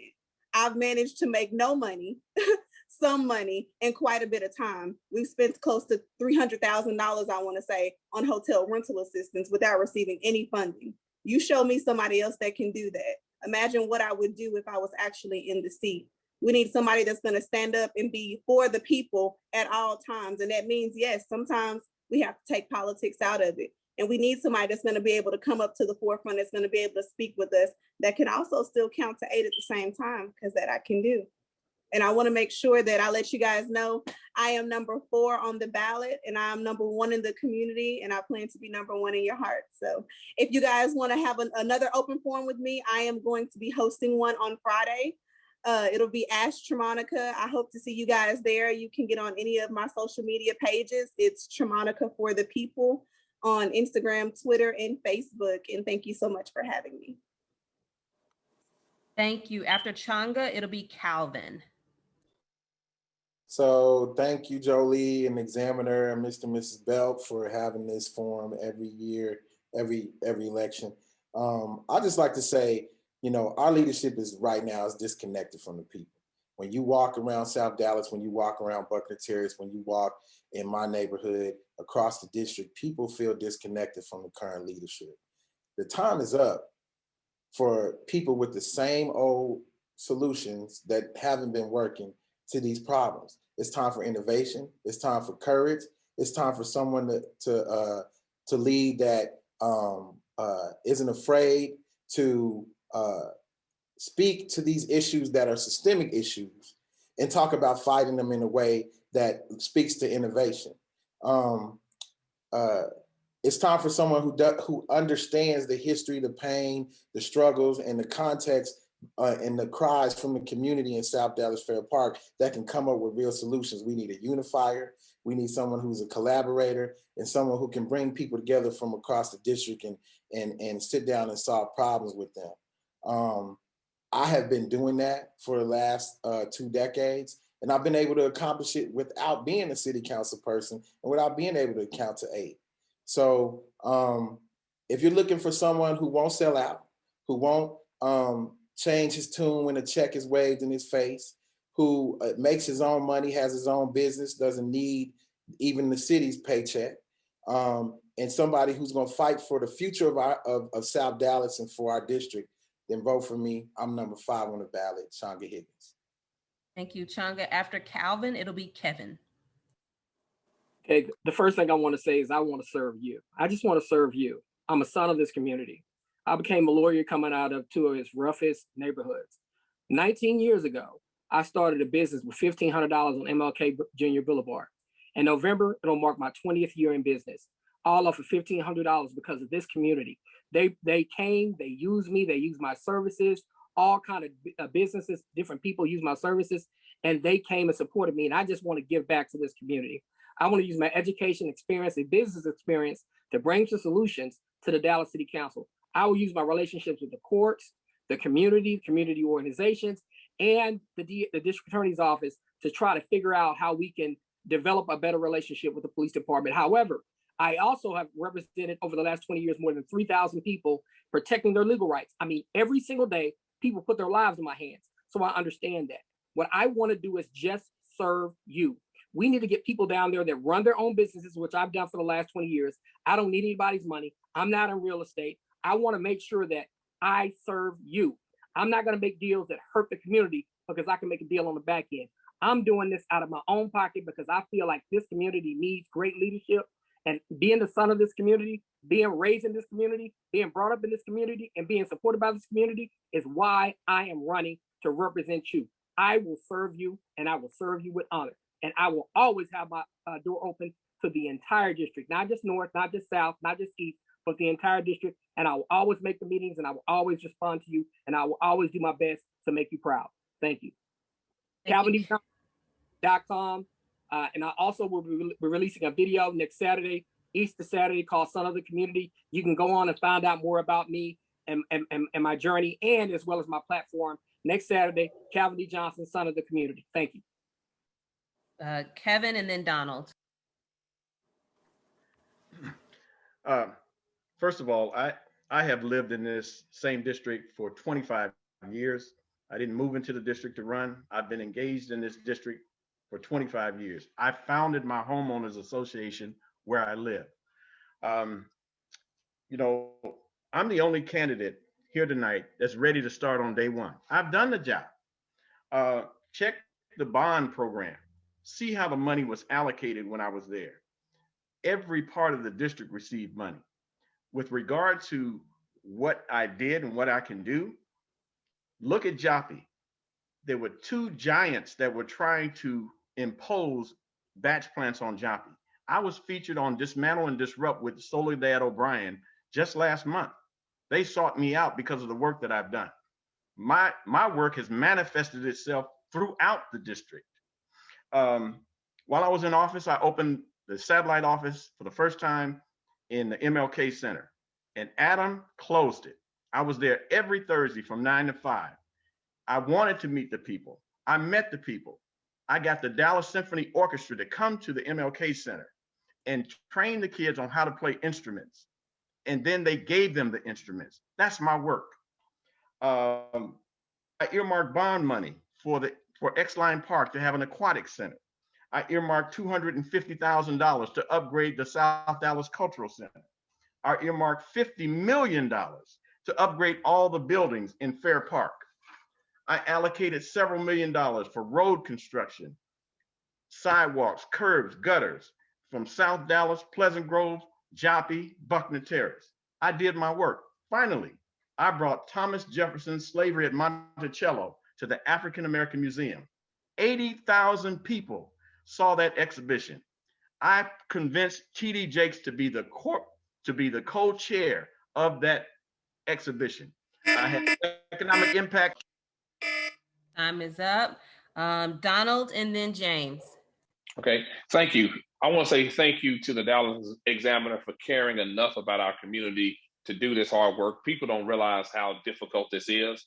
Jolie, you've done an excellent job, per usual, moderating all of these different personalities. So thank you. I would like to say, for more information about what it is that I do and who I am, please go to my website, donaldparishjr.com, or just simply put in Donald Parish Jr. in any other social media. I've been very active on social media for a very long time, so you can get a good idea of where I stand. I will say this, my tagline is leadership for a change. And I'm most proud of the work that we do in the inner city, in our schools. I am very proud of not just the Breakfast with Dads thing that went national and all that's great, but the stuff that the cameras don't catch, the lives in which we have been able to change. And so I'm running to represent you as city council because it is time for a change. We need civility, we need accountability, and most importantly, we need a servant leadership model. Someone who understands that we are here to serve the people. We're not here to be self-serving. We're not here to promote our own agenda. We are here to serve you. So again, DonaldParishJr.com. I'm number 2 on the ballot. I look forward to your support. Please reach out if you have any questions or concerns, and I'm coming to a door near you. Thank you so much. Thank you. After James, it'll be Adam.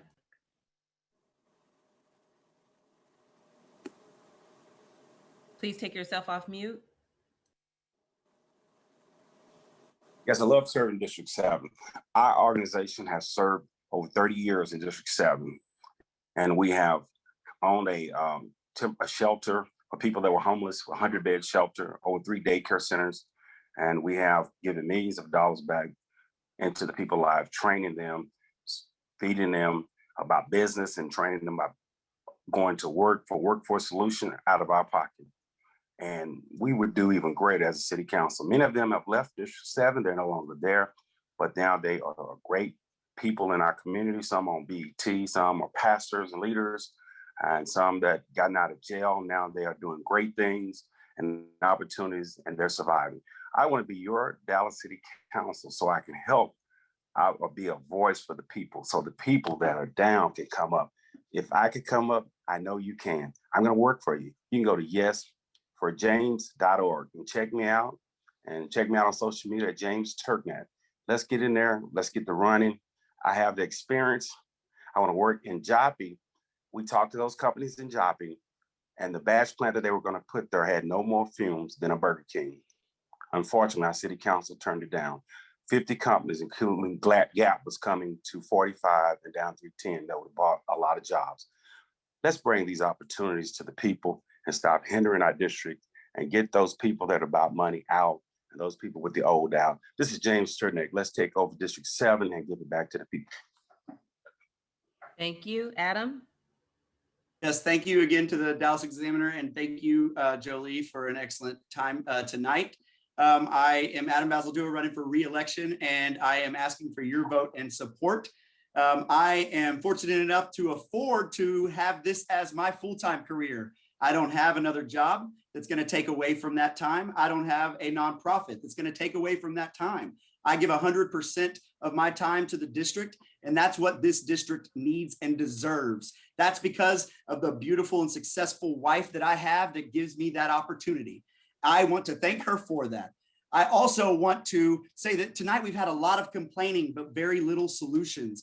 And after a 2020 divisive year, we deserve so much more than that. And I'm going to keep getting that if you can give us more consistency, something we haven't had in more than 6 years, 3 election cycles. We have to continue the momentum of all the progress that we've made. I'm proud of the neighborhood leaders that I have, from Joppy to Bonton to Park Row South to Phyllis Wheatley to Mill City, Queen City, down to Fraser, over to Buckner Terrace, Parkdale, all north on the Ferguson Road Initiative, all the way up to Bishop Lynch High School. We have a lot of momentum built and we are building consensus that has not existed in the past. And I need your vote and support to continue that for our district. My name is Adam Basil-Dua. I am number 8 on the ballot. And I want to continue to be a champion for the working class people, for equity, and for the betterment of the city of Dallas as a whole. Thank you very much. All right, we've heard from all the candidates that are vying for your, I think all but one that are vying for your vote for District 7, Place 7. There's some important dates to remember. Early voting starts on Monday, April 19th. Election day is Saturday, May 1st. You have plenty of time to add it to your calendar. Thank you to each, every one of you. I'm going to give all their names again. You've heard from Marvin Crenshaw, Tremonica Brown, Chonga Higgins, Calvin Johnson, Kevin Felder, Donald Parish Jr., James Turknet, and Adam Basil-Dua.